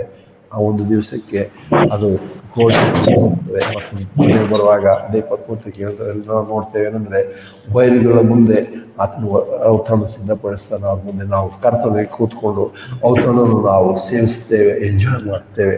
ಯಾಕಂದ್ರೆ ನಾವು ಸೋತು ಹೋಗಿಲ್ಲ, ನಾವು ನಿರಾಶೆಗೊಳಗಾಗಿಲ್ಲ, ನಮಗೆ ನಂಬಿಕೆ ಧೈರ್ಯದಿಂದಲೇ ನಾವು ಹೋಗ್ತಿದ್ದೇವೆ. ಮತ್ತು ಆ ಧೈರ್ಯ ನಮ್ಮ ಸ್ವಂತ ಶಕ್ತಿಯಿಂದಲ್ಲ, ನಮ್ಮ ಸ್ವಭಾವ ಅಲ್ಲ. ನಮ್ಮ ಸ್ವಭಾವ ನಮ್ಮ ಏನಂತಾರೆ ಗುಣಗಳು ಬಲಹೀನವಾಗಿರುತ್ತೆ, ಭಯಪಡುವಂಥದ್ದೇ ಆಗಿರುತ್ತೆ. ಅದಕ್ಕೆ ನಾವು ಅದನ್ನು ಕೂಡ ನಾವು ಒಪ್ಕೋಬೇಕಾಗಿದೆ. ಇಲ್ಲ ನನಗೆ ಸ್ವಲ್ಪ ಯಾವಾಗಲೂ ನಾನು ಚಿಕ್ಕಂದಿನಿಂದ ನನ್ನ ಹತ್ರ ಒಂದು ಸ್ವಭಾವ ಇದೆ, ಏನೇ ಪ್ರಾಬ್ಲಮ್ ಬಂದರೂ ನಾನು ಹಿಂಜರಿಯೋದಿಲ್ಲ, ಭಯಪಡೋದಿಲ್ಲ ಅಂತೇಳಿ ಹೇಳ್ಕೊಳ್ಳೋಂಥವ್ರು ಕೂಡ ಉಂಟು. ಅಂಥ ಸ್ವಭಾವವನ್ನು ದೇವರು ಉಪಯೋಗಿಸ್ತಿಲ್ಲ. ಯಾವುದೇ ಸ್ವಭಾವ ಇದ್ದರೂ ನಾವು ದೇವರ ಬಳಿ ನಾನು ಬಲಹೀನತೆ, ನಾನು ಭಯಪಡುವಂಥವನೇ. ಹೌದು, ಇಂಥ ಪರಿಸ್ಥಿತಿ ಇದೆ ದೇವರೇ, ಭಯಪಡ್ತೇನೆ ನಾನು, ನೀನು ನನಗೆ ಧೈರ್ಯ ಕೊಡು, ನಿನ್ನ ಧೈರ್ಯದಲ್ಲಿ ಹೋಗ್ತೇನೆ. ನನಗೆ ಧೈರ್ಯ ಕೊಡಬೇಕಾಗಿಲ್ಲ ಅಂದರೆ ನೀನು ನನ್ನ ಜೊತೆಲಿದ್ದಿ, ನಾನು ನಡೆಸ್ತೇನೆ, ನಿನ್ನಲ್ಲಿ ನಾನು ಧೈರ್ಯ ಪಡ್ತೇನೆ, ನಿನ್ನೊಂದಿಗೆ ಇದ್ದಿರುವುದಕ್ಕೋಸ್ಕರ ಧೈರ್ಯ ಪಡ್ತೇನೆ ಅಂತ ಮಾತು, ಆ ಪ್ರಾರ್ಥನೆ ನಮಗೆ ಧೈರ್ಯದಲ್ಲಿ ನಡೆಸುವಂಥದ್ದಾಗಿದೆ. ಮತ್ತು ನೋಡ್ತೇವೆ 5ನೇ ವಿಷಯಕ್ಕೆ ಬರುವಾಗ ನೋಡ್ತೇವೆ ಅಂದರೆ ಆ ಒಂದು ನಂಬಿಕೆ ಅನ್ನುವಂಥದ್ದು ಅನೇಕ ಸಾರಿ ರಿಸ್ಕ್ಗೆ ಎದುರಿಸುವಂಥದ್ದಾಗಿದೆ ಅಥವಾ ದುರ್ವ್ಯವಸ್ಥೆಗೆ ಒಳಪಡಿಸುವಂಥದ್ದು ಕೂಡ ಆಗಿದೆ ನಂಬಿಕೆ ಅನ್ನುವಂಥದ್ದು. ನಂಬಿಕೆ ಅನ್ನೋ ತಕ್ಷಣ ನಂಬಿಕೆ ಇಟ್ಟಿದ್ದೇವೆ, ದೇವರು ಸರಳವಾಗಿ ಸರಾಗವಾಗಿ ನಮ್ಮ ನಡೆಸ್ತಾನೆ ಅನ್ನೋ ನಂಬಿಕೆ ಅಲ್ಲ. ಹಲವಾರು ನಂಬಿಕೆ ನಮ್ದು ಅದಾಗಿದೆ. ದೇವ್ರ ನಮ್ಮ ಮೇಲೆ ನಂಬಿಕೆ ಇಟ್ಟಿದ್ದೇವೆ, ಇದಕ್ಕೆ ಯಾವುದೇ ರೀತಿಯಾದ ಪ್ರಾಬ್ಲಮ್ ಬರಲ್ಲ, ಯಾವುದೇ ತೊಂದರೆ ಇಲ್ಲ ಅಲ್ಲ. ಅದಕ್ಕೋಸ್ಕರವೇ 11ನೇ ಅಧ್ಯಾಯದ ಯೆರಿಕೋ ಪಟ್ಟಣದ ಜೊತೆಯಲ್ಲಿ ನೋಡ್ತೇವೆ, ಯೆಹೋಶುವನ ಹೆಸರನ್ನು ದೇವರು ಉಪಯೋಗಿಸಲಿಲ್ಲ, ಆದರೆ 31ನೇ ವರ್ಷದಲ್ಲಿ ಆತ ರಹಾಬಳ ಹೆಸರು ಉಪಯೋಗಿಸುವಂಥದ್ದು ವಿಶೇಷವಾಗಿದೆ. ರಹಾಬಳ ಹೆಸರನ್ನು ದೇವ್ರ ವಾಕ್ಯದಲ್ಲಿ ಬರೆದಿದೆ. ಮತ್ತು ಅಷ್ಟೇ ಅಲ್ಲ, ರಹಾಬಳು ಅಂತ ಹೇಳಿ ಬರೆದಾಗಲೂ ಕೂಡ ರಹಾಬಳನ್ನು ಕೇವಲ ರಹಾಬಳ ಒಬ್ಬ ಸ್ತ್ರೀ ಅಂತ ಹೇಳಿ ಬರಲಿಲ್ಲ, ಬದಲಾಗಿ 30ನೇ ವರ್ಷದಲ್ಲಿ ಹೇಳ್ತಾನೆ, ನಂಬಿಕೆಯಿಂದಲೇ ರಹಾಬಳೆಂಬ ಸೂಳೆಯು ಗೂಢಚಾರರನ್ನು ಸಮಾಧಾನವಾಗಿ ಸೇರಿಸ್ಕೊಂಡು. ದೇವರು ಬರೆಯುತ್ತಿರುವಾಗ ಆ ವಾಕ್ಯ ಬರೆದಾಗ ಏನಂತಾರೆ, ರಹಾಬಳ ದೊಡ್ಡ ಕೆಲಸ ಮಾಡಿದ್ರೆ ಅಟ್ಲೀಸ್ಟ್ ಇವಾಗಾದರೂ ಏನಂತಾರೆ ಆ ಒಂದು ಪದ ತೆಗೆದುಕೊಳ್ಳೋಣ, ಸೋಳೆ ಅನ್ನೋಂಥದ್ದು ಬರೆಯುವಂಥದ್ದು ಬೇಡ ಅಂತ ದೇವರಿಗೆ ಬದಲಾಗಿ ಆಕೆಯನ್ನು ಹಾಗೆ ಇಲ್ಲಿ ಗುರುತಿಸಿರುವಂಥದ್ದು ವಿಶೇಷವಾಗಿರುತ್ತದೆ. ಆದರೆ ಆಕೆ ತನ್ನ ನಂಬಿಕೆಯನ್ನು ಒಂದು ರೀತಿಯಲ್ಲಿ ದುರ್ಸ್ಥಿತಿಗೆ, ದುರ್ವ್ಯವಸ್ಥೆಗೆ ಅಥವಾ ಒಂದು ರಿಸ್ಕ್ಗೆ ಆಕೆ ಒಳಪಡಿಸಿರುವಂಥದ್ದು. ಹೇಗೆ ಅವರನ್ನು ತನ್ನ ಮನೇಲಿ ಇರಿಸ್ಕೊಂಡಾಗ, ಮತ್ತೆ ನಾವು ವಾಪಸ್ ಹೋಗ್ಬೇಕಾಗಿಲ್ಲ. ಯೆಹೋಶುವ ಗ್ರಂಥ 6ನೇ ಅಧ್ಯಾಯದಲ್ಲಿ ನೋಡಿದ್ದೇವೆ, ಆ ಗೂಢಚಾರರು ಬಂದಾಗ ಹೇಳುವಂಥ ಮಾತು ಬಹಳ ವಿಶೇಷ. ಹೇಗೆ ನೋಡೋಣ, 2ನೇ ಅಧ್ಯಾಯ 1ರಿಂದ 14 ವಚನಗಳು. ಯೆಹೋಶುವ 2ನೇ ಅಧ್ಯಾಯ 1ರಿಂದ 14 ವಚನಗಳು ಅಷ್ಟೊಂದು ಓದಬೇಕಾಗಿಲ್ಲ, ಆದರೆ ಕೆಲವು ಸಂಗತಿಗಳು ನೋಡೋಣ. ಯೆಹೋಶುವನ ಗ್ರಂಥ 2ನೇ ಅಧ್ಯಾಯ. ಮತ್ತು ನೂನನ ಮಗನಾದ ಯೆಹೋಶುವನು ಪಾಳತಿ ನೋಡುವರಾದ 2 ಮನುಷ್ಯರನ್ನು ಸಿಟ್ಟೇಮಿನಿಂದ ಗುಪ್ತವಾಗಿ ಕಳಿಸಿ ಅವರಿಗೆ, ನೀವು ಹೋಗಿ ದೇಶವನ್ನು ಯೆರಿಕೋನು ನೋಡ್ರಿ ಅಂದನು. ಅವರು ಹೋಗಿ ರಹಾಬಳೆಂಬ ಹೆಸರುള്ള ಒಬ್ಬ ಸೂಳೆ ಮನೆಯಲ್ಲಿ ಇಳ್ಕೊಂಡ್ರು. ಆದರೆ ಯೆರಿಕೋವಿನ ಅರಸನಿಗೆ, ಇಗೋ ಇಸ್ರಾಯೇಲ್ ಮಕ್ಕಳಲ್ಲಿ 2 ದೇಶವನ್ನ ಪರಿಶೋಧನೆ ಮಾಡಲು ರಾತ್ರಿ ಇಲ್ಲಿಗೆ ಬಂದಿದ್ದಾರೆಂದು ಹೇಳಲ್ಪಟ್ಟಿತು. ಆಗ ಯೆರಿಕೋವಿನ ಅರಸನು ರಹಾಬಳ ಬಳಿಗೆ ಕಳಿಸಿ, ನಿನ್ನ ಬಳಿಗೆ ಬಂದು ನಿನ್ನ ಮನೆಯಲ್ಲಿ ಪ್ರವೇಶಿಸಿದ ಮನುಷ್ಯರನ್ನು ಹೊರಗೆ ಕರೆದುಕೊಂಡು ಬಾ, ಯಾಕಂದರೆ ಅವರು ದೇಶವೆಲ್ಲ ಶೋಧಿಸಲು ಬಂದಿದ್ದಾರೆ ಅಂದನು. ಆದರೆ ಆ ಸ್ತ್ರೀಯು ಆ 2 ಅಡಕೆ ತನ್ನ ಬಳಿಗೆ ಮನುಷ್ಯರನ್ನು ಬಂದಿದ್ದರು, ನನ್ನ ಬಳಿಗೆ ಮನುಷ್ಯರು ಬಂದಿದ್ದರು, ಆದರೆ ನಾನು ಅವರನ್ನು ಯಾವ ಕಡೆಯವರನ್ನು ತಿಳಿಯದೇ ಇದ್ದನು. ಬಾಗಿಲು ಮುಚ್ಚುವ ಕತ್ತಲು ವೇಳೆಯಲ್ಲಿ ಆ ಮನುಷ್ಯರು ಹೊರಟು ಹೋದರು, ಅವರು ಎಲ್ಲಿ ಹೋದರೋ ನಾನು ಅರಿಯೆ, ಅವ್ರನ್ನು ಬೇಗ ಹಿಂದೆಟ್ಟರೆ ನಿಮಗೆ ಸಿಕ್ಕರು ಅಂದವಳು. ಹೇಗೆ ಇಲ್ಲಿ ಹೇಳಿರುವಂಥ ಮಾತುಗಳು, ಅವುಗಳನ್ನು ನಮಗೆ ಮಾದರಿಯಾಗಿ ತೆಗೆದುಕೊಳ್ಬೇಕಾಗಿಲ್ಲ. ದೇವರು ಇನ್ನೊಂದು ರೀತಿಯಲ್ಲಿ ಆತನ ಮಾಡ್ಬೋದಾಗಿತ್ತು. ಆಕೆ ಹೇಳಿರುವಂಥ ಮಾತಿನ ಬಗ್ಗೆ ನಾವು ಡಿಫೆಂಡ್ ಮಾಡಬೇಕಾಗಿಲ್ಲ. ಅದೆಲ್ಲ ನೋಡ್ತೇವೆ, ಆಕೆ ಬಂದಿರುವಂಥ ಸೈನಿಕರಿಗೂ ಆ ದೇಶದ ಅರಸನಿಗೂ ವಿರೋಧವಾಗಿ ನಿಂತುಕೊಳ್ಳುವಂತೆ ಆ ನಂಬಿಕೆ ಕೆಲಸ ಮಾಡಿರುವಂಥದ್ದು. ಆಕೆ ದೇವರ ಮಾತಿನಲ್ಲಿ ನಂಬಿಕೆ ಇಟ್ಟುವಂಥ, ಅಂದರೆ ಹೇಗೆ ನಂಬಿಕೆ ಇಟ್ಟದು ಅಂದರೆ ನೋಡ್ತೇವೆ, ಅವ್ರು ಹೇಳಿದ ಮೇಲೆ ಈ ಸಂಗತಿ ಆಯಿತು. ಅದರ ನಂತರ 9ನೇ ವಚನ ನೋಡ್ತೇವೆ. 9ನೇ ವಚನ, 2ನೇ ಅಧ್ಯಾಯ 9ನೇ ವಚನ. ಕರ್ತನು ನಿಮಗೆ ದೇಶವನ್ನು ಕೊಟ್ಟಿದ್ದಾನೆಂದು ನಿಮ್ಮ ನಿಮಿತ್ತ ನಮಗೆ ಮಹಾಭೀತಿಯಾಗಿದೆ ಎಂದು ನಿಮಗೋಸ್ಕರ ದೇಶದ ನಿವಾಸಿಗಳೆಲ್ಲರೂ ಕಂಗೆಟ್ಟು ಹೋಗಿದ್ದಾರೆಂದು ನಾನು ಬಲ್ಲೆನು. ನಾವು ಕಳೆದ ವಾರದಲ್ಲಿ ನೋಡಿದ್ದೇವೆ. ಯೆಹೋಶುವ 6ನೇ ಅಧ್ಯಾಯ 2ನೇ ವರ್ಷದಲ್ಲಿ ನೋಡಿದ್ದೇವೆ. ಯೆಹೋಶುವ 6ನೇ ಅಧ್ಯಾಯ 2ನೇ ವಚನ, ಯೆಹೋಶುವ 6:2 ವಚನ.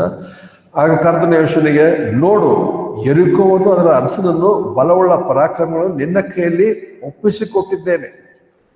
ಯೆಹೋಶುವನು ಹೋಗ್ಬೇಕಾದ್ರೆ ದೇವರು ಹೇಳಿದ್ರೆ ನಾನು ಒಪ್ಪಿಸ್ಕೊಟ್ಟಿದ್ದೇನೆ ಆಲ್ರೆಡಿ, ಬರೀ ನೀನು ಹೋಗಿ ಕೆಲಸ ಮಾಡ ಅಂತ ಹೇಳಿ.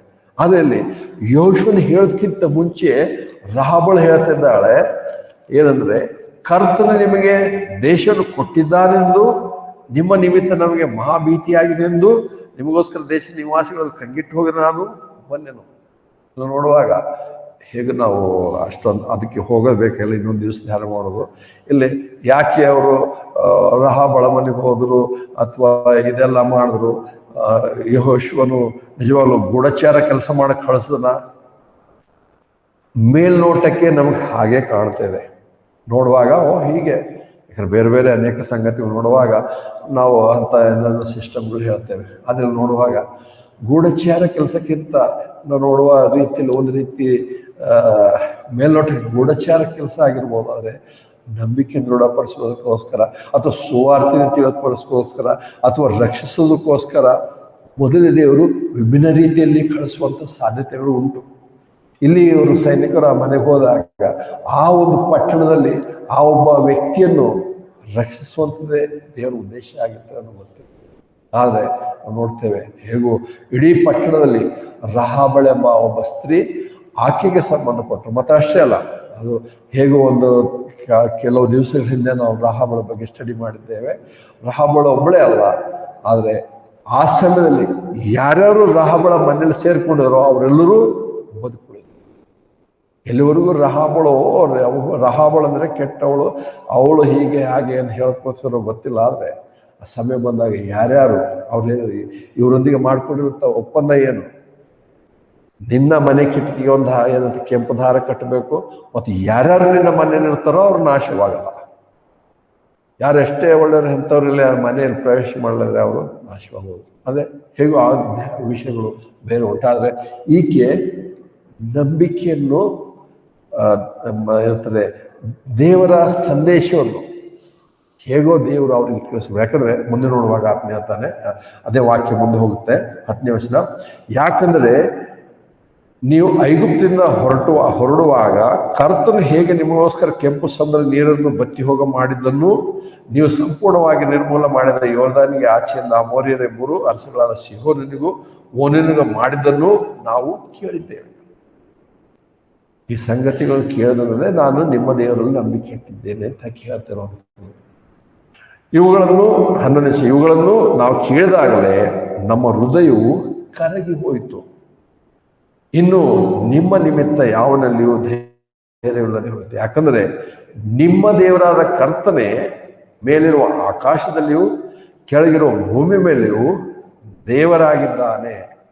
ಸೊ ಮುಖ್ಯವಾದ ಸಂಗತಿ ಬಂದಾಗ ಇಲ್ಲಿರುವಂಥ ದೇವರುಗಳ ದೇವರಲ್ಲ, ನಮ್ಮ ದೇಶದ ಯಾವುದು ವಿಗ್ರಹಗಳ ದೇವರಲ್ಲ, ನಿಮ್ಮ ದೇವರೇ ನಿಜವಾದ ದೇವರು. ಮತ್ತು ನಿಮ್ಮ ದೇವರು ಯಾವ ವಿಜಯಾರ್ಥ ದೇವರ ತಕ್ಷಣ ಕೇವಲ ಅಲ್ಲಿ ಹೇಳಿದ್ನಲ್ಲ, ಕೆಂಪು ಸಮುದ್ರ ಡಿವೈಡ್ ಮಾಡ್ದ, ಐಗುಪ್ತ ದೇಶದಲ್ಲಿ ಮಾತು ಕಾರ್ಯ ಮಾಡ್ದ, ಇವೆಲ್ಲ ಅದಕ್ಕೆ ದೇವರು ಅಂತ ಹೇಳ್ತಲ್ಲ.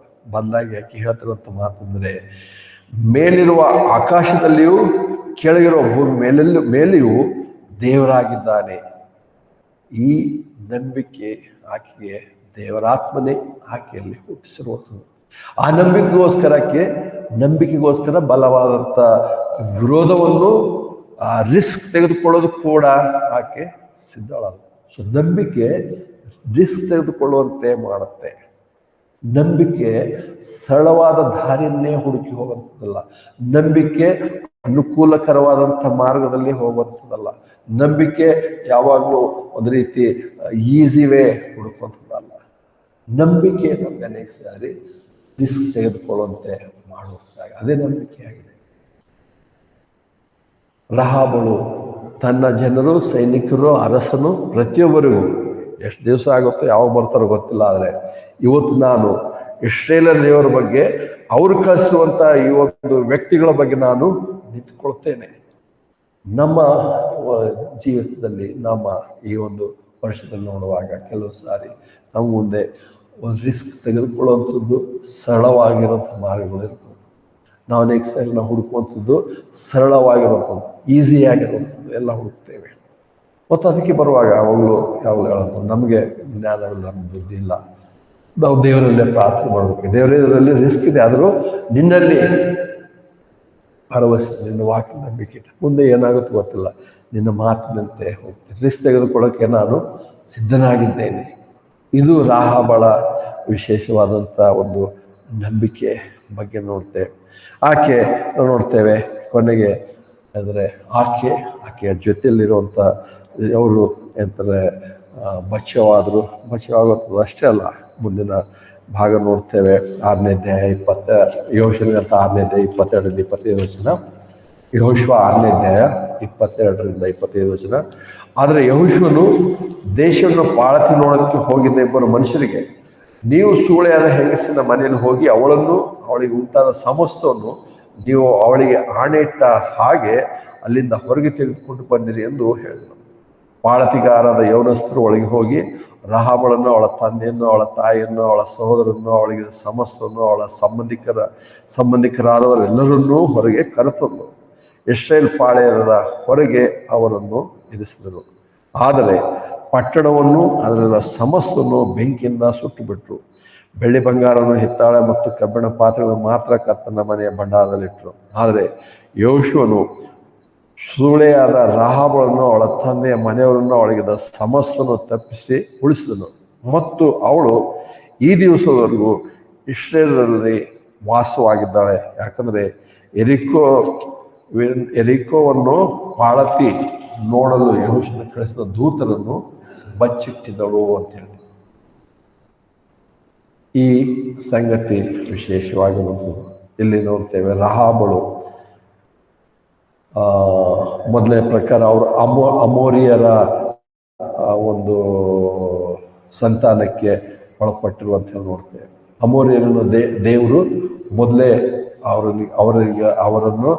ಅವರಿಗೆ ಶಪಿಸಿರುವಂಥದ್ದು, ಅವರನ್ನು ಶಾಪಗ್ರಸ್ತರನ್ನಾಗಿ ಮಾಡಿ, ನಿಮ್ಮಲ್ಲಿ ಯಾರು ಕೂಡ ದೇವರನ್ನು ಕಂಡು ಅಥವಾ ನಿಮ್ಮ ಜನಗೂ ನಾಶಪಡಿಸ್ತೇನೆ ಅಂತ ಹೇಳಿ ದೇವರು ಹೇಳಿರೋದು.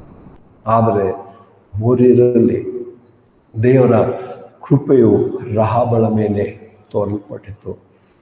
ಆಕೆ ಮಾಡಿರುವಂಥದ್ದು ಕಾರ್ಯದ ನಿಮಿತ್ತ ಅಲ್ಲ, ಆದರೆ ನಂಬಿಕೆಯ ನಿಮಿತ್ತ.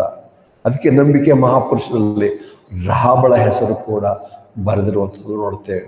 ಆಕೆ ಮತ್ತು ಅಷ್ಟೇ ಅಲ್ಲ, ಆ ಒಂದು ಅಮೋರಿಯರ ಜನಾಂಗಕ್ಕೆ ಸಂಬಂಧಪಟ್ಟವಳು. ಆದರೆ ಆಕೆ ಆ ಸಮಯದಲ್ಲಿ ಕಾನಾನ್ ದೇಶದಲ್ಲಿ ಆಕೆ ವಾಸ ಮಾಡ್ತಳು. ಕಾನಾನ್ ದೇಶದವರು ಕೂಡ ದೇವರಿಂದ ತಿರಸ್ಕರಿಸಲ್ಪಟ್ಟವರು. ಕಾನಾನ್ಯರನ್ನು ದೇವರು ನಾಶಪಡಿಸೋದಕ್ಕೋಸ್ಕರವೇ ದೇವರು ಇಸ್ರಾಯೇಲನ್ನು ತೆಗೆದುಕೊಂಡು ಹೋದ. ಆದರೆ ಅವರಲ್ಲಿ ನೋಡ್ತೇವೆ ಅಮೋರಿಯ ಮತ್ತು ಕಾನಾನ್ಯರಲ್ಲೂ ದೇವರ ಕೃಪೆ ಅಲ್ಲಿ ಏನಂತಾರೆ ರಾಹಾಬಳ ಮೇಲೆ ದೇವರು ಹೇರಳವಾಗಿ ಸುರಿಸಿದರು. ಮತ್ತು ಅಷ್ಟೇ ಅಲ್ಲ, ಈ ನಂತರ ಅವರು ಇವರ ಪಾಳ್ಯದಲ್ಲಿ ಅಥವಾ ಕಾನಾನ್ ದೇಶದಲ್ಲಿ ವಾಸ ಮಾಡೋಕೆ ಬಿಟ್ಟಿರೋದಷ್ಟೇ ಅಲ್ಲ, ಮತ್ತಾಯ 1:5 ಪ್ರಕಾರ ನಾವು ಕ್ರಿಸ್ಮಸ್ ಸಮಯದಲ್ಲಿ ನಾವು ನೋಡಿದ್ದೇವೆ. ಇವತ್ತೇನು ಡೀಟೇಲ್ ಆಗಿ ನೋಡೋದಿಲ್ಲ. ಆದರೆ ಮತ್ತೆ ಸುವಾರ್ತೆ 1ನೇ ಅಧ್ಯಾಯ 5ನೇ ವಚನಕ್ಕೆ ಬರುವಾಗ ನೋಡ್ತೇವೆ, ಸಲ್ಮೋನನು ರಾಹಾಬಳಲ್ಲಿ ಭೋಜನನ್ನು ಪಡೆದನು, ಭೋಜನ ರೂತರಲ್ಲಿ ಒಬೇದನನ್ನು ಪಡೆದನು, ಒಬೇದನು ಇಷಯನನ್ನು ಪಡೆದನು, ಇಷಯನು ಅರಸನಾದ ದಾವಿದನನ್ನು ಪಡೆದನು, ಅರಸನು ದಾವಿದನ ಮುಂದೆ ನೋಡ್ತೇವೆ. ಅದನ್ನು ನೋಡುವಾಗ ಮೊದಲನಾಗಿ ನೋಡುವಾಗ ರಾಹಾಬಳು ಕರ್ತನಾದ ಯೇಸುಕ್ರಿಸ್ತನ ಸಂತಾನದ ಒಂದು ವಂಶಾವಳಿಯಲ್ಲಿ ರಾಹಾಬಳನ್ನು ದೇವರು ಕರ್ಕೊಂಡು ಬಂದನು. ಇದರ ಹಿನ್ನೆಲೆ ಏನೆಲ್ಲ ಇರುತ್ತೇವೆ, ಏನೇನೋ ನೋಡ್ತೇವೆ. ಆದರೆ ದೇವರ ಕೃಪೆ ಮತ್ತು ನಂಬಿಕೆ ಇಷ್ಟೇ ಅಲ್ಲಿ ಬರುವಂಥದ್ದು. ಯಾಕಂದರೆ ಆಕೆ ಆ ಒಂದು ನಂಬಿಕೆ ಇದಕ್ಕೆ ತೋರಿಸೋದಕ್ಕೆ ರಿಸ್ಕ್ ತೆಗೆದುಕೊಳ್ಳೋದು ಕೂಡ ಆಕೆ ಸಿದ್ಧಳಾಗಿದ್ದಳು. ಈ ಸಂಗತಿ ಏನಂತಾರೆ, ನಾವು ನಮ್ಮ ನಂಬಿಕೆ ಜೀವಿತದಲ್ಲಿ ಮುಂದುವರಿಸಬೇಕಾಗಿದೆ. ಮತ್ತು 6ನೇದಾಗಿ ನೋಡೋ ಪ್ರಕಾರ ಏನಂತಾರೆ, ನಂಬಿಕೆ ವಿಶ್ರಾಂತಿಯಿಂದ ಕೂಡಿರುತ್ತೆ. ಯಾಕಂದರೆ ಅದು ವಿಶ್ರಾಂತಿ ಕೂಡಿದೆ ಅಂದರೆ ನಮಗಿರುವಂಥ ಯಾವುದೇ ಪರಿಸ್ಥಿತಿ, ವಿರುದ್ಧವಾದಂಥ ಪರಿಸ್ಥಿತಿಗಳಲ್ಲಿಯೂ ಏನಂತಾರೆ ಕದಲದಂತೆ ಇರುವಂಥದ್ದು, ನಮಗೆ ಕದಲದಂತೆ ಇರುವಂಥದ್ದು ಅಂದರೆ ಹೇಗೋ ಸುವಾರ್ತೆಗಳಲ್ಲಿ ಸಾಮ್ಯಗಳು ಹೇಳಿರೋದು ನೋಡ್ತೇವೆ. ಕರ್ತನಾದ ಯೇಸು ಕ್ರಿಸ್ತನು ಬಿತ್ತುವವನ ಸಾಮ್ಯ ಹೇಳಿರೋದು. ಕೆಲವು ಬೀಜಗಳು ಏನಂತಾರೆ ಬಂಡೆ ನೆಲದ ಮೇಲೆ ಬಿದ್ದವು, ಸ್ವಲ್ಪವೇ ಮಣ್ಣಿರುವಂಥ ನೆಲದಲ್ಲಿ ಬಿದ್ದವು, ಮುಳ್ಳುಗಳಿರುವಂಥ ಕೂಡಿರುವಂಥ ನೆಲದಲ್ಲಿ ಬಿದ್ದವು. ದೇವರ ವಾಕ್ಯ ಒಂದೇ, ಎಲ್ಲರಿಗೂ ಕೊಡಲ್ಪಟ್ಟಿದ್ದಾರೆ. ಅಲ್ಲಿರುವಂಥ ವಿಷಯಗಳಿಂದ ಮತ್ತು ಸ್ವಲ್ಪ ಮಣ್ಣಿರುವಂಥ ಭೂಮಿ ಬಗ್ಗೆ ಅಲ್ಲಿ ವಾಕ್ಯ ಅಂತ ಹೇಳಿದ್ರೆ ಅವ್ರು ಬಹಳ ಸಂತೋಷದಿಂದ ಸ್ವೀಕರಿಸಿದ್ರಂತೆ. ಕೆಲವರು ನೋಡ್ತೇವೆ ಸಂತೋಷದಿಂದ ಬಹಳ ಪ್ರಾರಂಭದಲ್ಲಿ ಮಾಡೋದು ಕೆಲಸ, ಆದರೆ ಮುಂದೆ ಬರುವಾಗ ಲೋಕದ ಆಶೆ, ಆಡಂಬರ, ಲೋಕದ ಅನೇಕ ವಿಷಯಗಳು, ಕೆಲವು ಸಾರಿ ಅಂತ ಆಸಕ್ತಿ ಆದರೆ ಕೆಲವು ಸಾರಿ ಲೋಕದಿಂದ ಬರುವಂಥ ಸಂಕಟ, ಹಿಂಸೆಗಳ ವಿರುದ್ಧ ತಾಳ್ಕೊಳ್ಳದೆ, ಅಂದರೆ ಯಾವುದೇ ಪರಿಸ್ಥಿತಿಯಲ್ಲೂ ನಂಬಿಕೆ ಬೆಂಡಾಗಿ ಹೋಗುವಂಥದ್ದಲ್ಲ, ನಂಬಿಕೆ ಕುಗ್ಗಿ ಹೋಗುವಂಥದ್ದಲ್ಲ. ಅದೇ ನಮ್ಮ ನಂಬಿಕೆ ಆಗಿರುತ್ತದೆ. ದೇವರು ಅದನ್ನು ಏನಂತಾರೆ, ಎರಿಕೋ ಪಟ್ಟಣದ ಗೋಡೆ ಬಿದ್ದು ಹೋಗೋ ಸಮಯದಲ್ಲಿ ಅಲ್ಲಿನ ಜನರು ಮತ್ತು ರಹಾಬಳ ಬಗ್ಗೆ ದೇವರು ನಮಗೆ ತಿಳಿಪಡಿಸಿರುತ್ತದೆ. ಮತ್ತು ಕೊನೆಯದಾಗಿ ನಾವು ನೋಡ್ತೇವೆ ಅಂದರೆ ಆ ನಂಬಿಕೆ ಎದುರು ನೋಡುವಂಥದ್ದಾಗಿದೆ. ನಂಬಿಕೆ ಎದುರು ನೋಡುವಂಥದ್ದಾಗಿದೆ. ಇವತ್ತೇ ಆಯಿತು, ಮುಗಿತು, ಮುಗಿದೋಯ್ತು ಅಂತಲ್ಲ. ಪ್ರತಿ ದಿವಸ ನಾವು ದೇವರು ಹೇಳಿರುವಂತೆ ಒಂದು ರೌಂಡ್ ನಾವು ಹೋಗಿ ಬರಬೇಕಾಗಿದೆ. ದೇವ್ರು ನಮ್ಗೆ ಏನನ್ನು ಹೇಳಿದಾನು ಗೊತ್ತಿಲ್ಲ, ಆದರೆ ಪ್ರತಿ ದಿವಸ ರೌಂಡ್ ಹೋಗುವಂಥದ್ದು ಯಾವುದಿದೆಯೋ, ಯಾರಿಗೆ ಹೇಗೆ ದೇವ್ರು ಕೊಟ್ಟಿರೋ ಗೊತ್ತಿಲ್ಲ. ಆದರೆ ಪ್ರತಿ ದಿವಸ ನಾವು ದೇವರ ವಾಕ್ಯವನ್ನು ಓದಬೇಕಾಗಿದೆ, ಧ್ಯಾನ ಮಾಡಬೇಕಾಗಿದೆ, ಪ್ರಾರ್ಥನೆ ಮಾಡಬೇಕಾಗಿದೆ. ಪ್ರತಿ ದಿವಸ ನಾವು ಮಾಡಲೇಬೇಕಾಗಿದೆ. ಅದನ್ನು ನಾವು ಮುಂದೆ ನಾವು ಹೊಂದುತ್ತೇವೆ, ಎದುರು ನೋಡುತ್ತಾ ನಾವು ಮಾಡಬೇಕು. ದೇವರು ತನ್ನ ಮಾತನ್ನು ಖಂಡಿತವಾಗಿ ನೆರವೇರಿಸ್ತಾನೆ, ಎದುರು ನೋಡುತ್ತಾ ಮಾಡುವಂಥದ್ದಾಗಿದೆ. ರಾಬರ್ಟ್ ಮೊಫೆಟ್ ಅಂತ ಹೇಳಿ ಒಬ್ಬ ಮಿಷನರಿ ಬಗ್ಗೆ ಒಂದು ಪುಸ್ತಕದಲ್ಲಿ ನೋಡಿದೆವು. ಆತನು 1795ರಿಂದ 1883ವರೆಗೂ ಆತನು ಮಿಷನರಿ ಆಗಿ, ಅಂದರೆ ಆತನ ಜೀವಾವಧಿ. ಆದರೆ ಅದರಲ್ಲಿ ಆತನು ಸುಮಾರು ಕಾಲ ಆತನು ಮಿಷನರಿಯಾಗಿ ಕೆಲಸ ಮಾಡಿರೋದು. ಆತನೇನು ಬಹಳ ಪ್ರಸಿದ್ಧ ಪ್ರಸಂಗ ಮಾಡುವಂಥವನು ಹಾಗೆ ಹೇಗೆ ನೋಡಲ್ಲ. ಆದರೆ ಇಂಗ್ಲೆಂಡಿಂದ, ಸ್ಕಾಟ್ಲೆಂಡಲ್ಲಿರುವಂಥ ವ್ಯಕ್ತಿ ಹೇಗೆ ಒಂದು ಅವಕಾಶ ಬಂದಾಗ ಆತನು ತಾನು ಮಿಷನರಿ ಆಗಿ ಹೋಗ್ತೇನೆ ಅಂತ ಆಫ್ರಿಕಾ ದೇಶಕ್ಕೆ ಆತನು ಹೋಗ್ತಾನೆ. ಆತನು ಹೋದಾಗ ಸುಮಾರು ವರ್ಷಗಳು ಆತನಿಗೆ ಒಬ್ಬ ಕನ್ವರ್ಟ್ ಕೂಡ, ಒಬ್ಬರು ಕೂಡ, ಒಂದು ಆತ್ಮವು ಕೂಡ ಕರ್ತನಿಗೋಸ್ಕರ ಜಯ ಹೊಂದಬೇಕು ಅಥವಾ ಪಡ್ಕೋಬೇಕನ್ನೋಂಥ ಅವಕಾಶ ಸಿಗಲಿಲ್ಲ. ಅನೇಕ ವರ್ಷಗಳು ಆತನು ಒಬ್ಬ ವ್ಯಕ್ತಿ ಕೂಡ ರಕ್ಷಣೆ ಹೊಂದಲಿಲ್ಲ, ಆತನ ಜೊತೆ ಬರಲಿಲ್ಲ ಅಂತೆ. ಆವಾಗ ಇಂಗ್ಲೆಂಡಿಂದ ಅನೇಕರು ಆತನಿಗೆ ಪತ್ರಗಳು ಬರೆದಿರಂತೆ, ನಿಮಗೆ ಏನಾದರೂ ಏನಂತಾರೆ ಅವಶ್ಯಕತೆ ಇದ್ದರೆ ಹೇಳ್ರಿ, ನಾವು ಕಳಿಸ್ಕೊಡ್ತೇವೆ. ಯಾಕಂದ್ರೆ ಆವಾಗ ಹಡಗಿನಿಂದಲೇ, ಪ್ರಯಾಣ ಹಡಗಿನಿಂದಲೇ ಬರಬೇಕಾಗಿತ್ತು. ನಾವು ನಿಮಗೆ ಹಣ ಕೊಡ್ತೇವೆ ಅಥವಾ ನಾವು ನಿಮಗೆ ಇದು ಕೊಡ್ತೇವೆ, ಅದಕ್ಕೆ ಕೊಡ್ತೇವೆ, ಏನು ಬೇಕು ನೀವೇನು ಬೇಕು ನಮಗೆ ತಿಳಿಸ್ರಿ, ನಾವು ಕಳಿಸ್ತೇವೆ ದೇವರ ಸೇವೆಯಲ್ಲಿ ಅಂತ ಹೇಳಿ. ಆದರೆ ಆತನು ಪತ್ರ ಬರ್ತದಂತೆ ಉಲ್ಟಾ, ಅಂದರೆ ನನಗೆ ಒಂದು ಕಮ್ಯುನಿಯನ್ ಸೆಟ್ ಕಳಿಸ್ಕೊಡಿ ಅಂತ ಹೇಳಿ ಬರ್ದಂತೆ. ಪತ್ರನೂ ಬರೆದ, ಪತ್ರ ಮುಟ್ಟೋದು ಲೇಟು, ಮತ್ತೆ ಕಮ್ಯುನಿಯನ್ ಸೆಟ್ ವಾಪಸ್ ಬರುವಂಥದ್ದು ಲೇಟ್. ಯಾಕಂದರೆ ಹಡಗಿನಲ್ಲಿಯೇ ಅದು ಬರಬೇಕಾಗಿತ್ತು.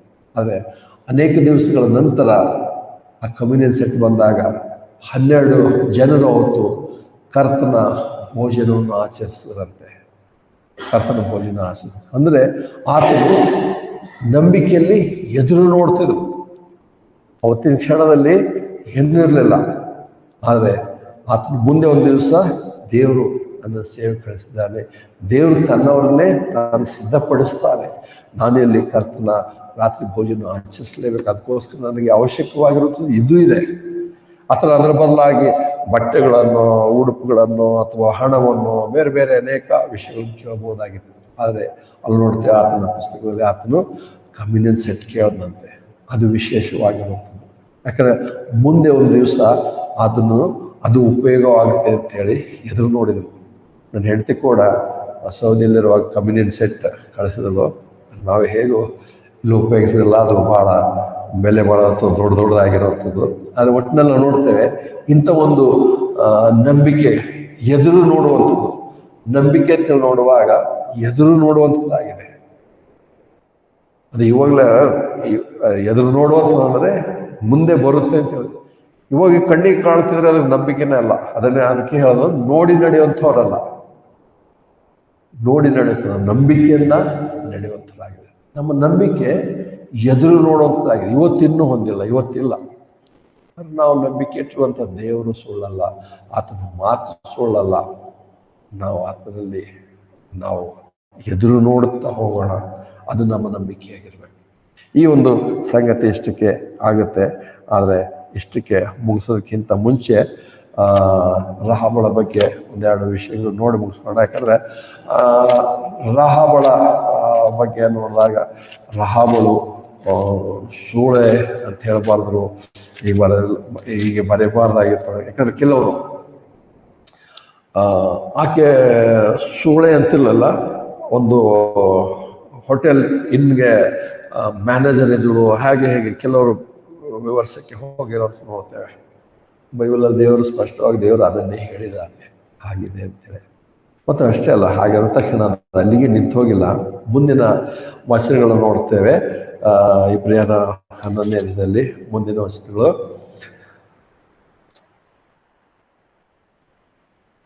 32ನೇ ವಚನ. ಇನ್ನೂ ಏನು ಹೇಳಬೇಕು? ಗಿದ್ಯೋನನ, ಬಾರಾಕನ, ಸಂಸೋನನ, ಯೆಫ್ತಾಹನ, ದಾವೀದನ, ಸಮುವೇಲನ ಮತ್ತು ಪ್ರವಾದಿಗಳ ವಿಷಯ ಹೇಳೋದಕ್ಕೆ ನನಗೆ ಸಮಯ ಸಾಲದು. ನಾವು ನೋಡುವಾಗ ರಹಾಬಳು ಸೂಳೆ ಅಂದ ತಕ್ಷಣ ನಮಗೆ ಬಹಳ ದೇವ್ರ ಹಂಗೆ ಬರಿಬಾರ್ದಾಗಿತ್ತು, ಯಾಕಂದ್ರೆ ರಕ್ಷಣೆ ಹೊಂದಳು ಎಷ್ಟೆಲ್ಲ ಕೆಲಸ ಮಾಡೋಲ್ಲ ಅಂತೇಳಿ ನಾವು ಅನ್ಕೋತೇವೆ. ಆದರೆ ಅಲ್ಲಿ ಬರುವಾಗ ಅಲ್ಲಿ ವಚನಗಳು ಹೇಳ್ತಾರೆ, ಗಿದ್ಯೋನನ ಬಗ್ಗೆ, ಬಾರಾಕನ ಬಗ್ಗೆ, ಸಂಸೋನನ ಬಗ್ಗೆ, ಯೆಫ್ತಾಹನ ಬಗ್ಗೆ, ಇವನ್ ದಾವೀದನ ಬಗ್ಗೆ ಕೂಡ ಅವರನ್ನು ನಾವು ಏನಂತ ಕರಿಬೇಕು? ನಾವು ಲೌಕಿಕವಾಗಿ ನೋಡಿದ್ರೆ ಅವ್ರು ಮಾಡುವಂಥ ಕಾರ್ಯಗಳಲ್ಲಿ ನಂಬಿಕೆಯಲ್ಲಿ ಮಹಾಪುರುಷರು ಅಂತ ಹೇಳುವಂಥದ್ದು ಏನಿಲ್ಲ. ಹೌದು, ಯಾವುದರ ಬಗ್ಗೆ ನಾವು ಅಷ್ಟೊಂದು ಮಾತಾಡಬೇಕಾಗಿಲ್ಲ. ಆದರೆ ಉಳಿದಂಥವ್ರ ಬಗ್ಗೆ ನೋಡ್ಬೇಕಾದ್ರೆ ನಮ್ಮ ಮುಂದೆ ಅವರ ಜೀವಿತ ಉಂಟು, ಅವ್ರೇನಾಗಿದ್ರು ಅಂತೇಳಿ. ಅದಕ್ಕೆ ನಾವು ನೋಡ್ತೇವೆ ದೇವರು ಅಲ್ಲ ಆದಿಂದಲೂ ಕೊನೆಯವರು ತೋರಿಸಬೇಕು. ಯಾವೊಬ್ಬನು ಏನಂತಾರೆ, ಯಾರೊಬ್ಬರ ಪರಿಶುದ್ಧತೆ ನಿಮಿತ್ತ, ಯಾರೊಬ್ಬರ ಒಳ್ಳೆಯತನ ನಿಮಿತ್ತ ದೇವರು ಆರಿಸ್ಕೊಂಡಲ್ಲ, ಬದಲಾಗಿ ದೇವರ ಕೃಪೆಯಿಂದಲೇ ಅವರನ್ನು ಆತನು ಕರೆದಿರುವಂಥದ್ದು. ಮತ್ತು ಅಷ್ಟೇ ಅಲ್ಲ, ಅವರು ತಮ್ಮ ಬಲಹೀನತೆಯಲ್ಲಿ ದೇವರಲ್ಲಿ ನಂಬಿಕೆಟ್ಟವರಾಗಿ ಬಲ ಹೊಂದಿದವರಾಗಿ ನಡೆದರು.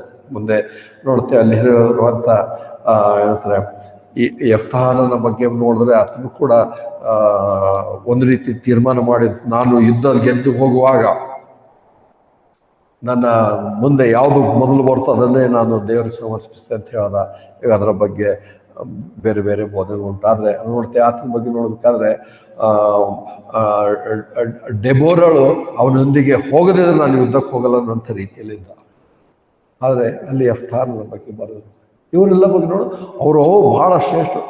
ರಹಾಬಳು ಸೂಳೆಯ ಅಂತ ಹೇಳ್ತೇವೆ. ಆದರೆ ಗಿದ್ಯೋನನೇನಾಗಿದ್ದ, ಬಾರಾಕನೇನದ, ಸಂಸೋನನೇನಾಗಿದ್ದ, ಅವರೆಲ್ಲರೂ ಅವ್ರ ಜೀವಿತದಲ್ಲಿ ಒಂದೊಂದು ಭಾಗ ನೋಡಿದ್ರೆ ಅವರು ಬಲಹೀನರೇ. ಅವರು ಅವರು ನಂಬಿಕೆಯಲ್ಲಿ ಬಹಳ ಬಲಿಷ್ಠರು ಅಂತ ಹೇಳುವಂಥದ್ದು ಏನಿಲ್ಲ. ಅಂದರೆ ದೇವರು ಇಂಥವರನ್ನೇ ಆರಿಸ್ಕೊಂಡಿದ್ದಾನೆ. ನಾವು ಅವುಗಳಲ್ಲಿ ಇನ್ನೂ ಬಹಳ ಕೆಳಮಟ್ಟದಲ್ಲಿದ್ದೇವೆ. ಆದರೆ ದೇವರು ನಮ್ಮ ಮೇಲೆ ಸಹ ಆತನು ತನ್ನ ಕರುಣೆಯನ್ನು ತೋರಿಸ್ತಾನೆ. ಅದಕ್ಕೆ ಇಲ್ಲಿ ನಮ್ಮ ಮುಂದೆ ಹೇಳುವಾಗ ಮೊನ್ನೆ ಅನೇಕ ವಿಷಯಗಳು ಹೇಳ್ತಾರೆ. ನೆಬೆಕ್ ಮೂಲಕ ಅವರು ರಾಜ್ಯಗಳನ್ನು ಸ್ವಾಧೀನ ಮಾಡಿಕೊಂಡು, ನೀತಿಯನ್ನು ನಡೆಸಲು ವಾಗ್ದಾನ ಪಡ್ಕೊಂಡು, ಸಿಂಹಗಳ ಬಾಯಿ ಕಟ್ಟಿದರು, ಬೆಂಕಿಯ ಬಲವನ್ನು ಆರಿಸಿದರು, ಕತ್ತಿಯ ಬಾಯಿಗೆ ತಪ್ಪಿಸಿಕೊಂಡು ನಿರ್ಬಲರಾಗಿದ್ದು ಬಲಿಷ್ಠರಾದರು, ಯುದ್ಧದಲ್ಲಿ ಪರಾಕ್ರಮಶಾಲಿಗಳಾದರು, ಪರದಂಡುಗಳನ್ನು ಓಡಿಸಿಬಿಟ್ರು. ಎಲ್ಲ ನೋಡುವಾಗ ಈ ಭಾಗದಲ್ಲಿ ನೋಡುವಾಗ ಅಲ್ಲಿ ನೋಡೋಕ್ಕೆ ಇವರೆಲ್ಲರಿಗೂ ಮತ್ತು ನಮಗೂ ಅನುವಾಗುತ್ತದೆ. ಅಂದರೆ ನಿರ್ಬಲರಾಗಿದ್ದು ಬಲಿಷ್ಠರಾದರು. ನಾವು ಎಲ್ಲರೂ ನಿರ್ಬಲರಾಗಿದ್ದೇವೆ ಅಂತ ಹೇಳಿ ದೇವರ ಬಳಿಗೆ ಹೋದಾಗಲೇ ದೇವರು ತನ್ನ ನಂಬಿಕೆಯಲ್ಲಿ ಬಲಿಷ್ಠರನ್ನಾಗಿ ಮಾಡ್ತಾರೆ ಹೊರತು ನಮ್ಮ ಶಕ್ತಿಯಲ್ಲಿ ನಮ್ಮ ಎದುರಲ್ಲಿ ಬಲಿಷ್ಠ ಮಾಡೋದಲ್ಲ. ತನ್ನ ಉದ್ದೇಶಕ್ಕೋಸ್ಕರ, ತನ್ನ ಸೇವೆಗೋಸ್ಕರ ಆತನು ಬಲಪಡಿಸುವ ಆತನಾಗಿದ್ದಾನೆ.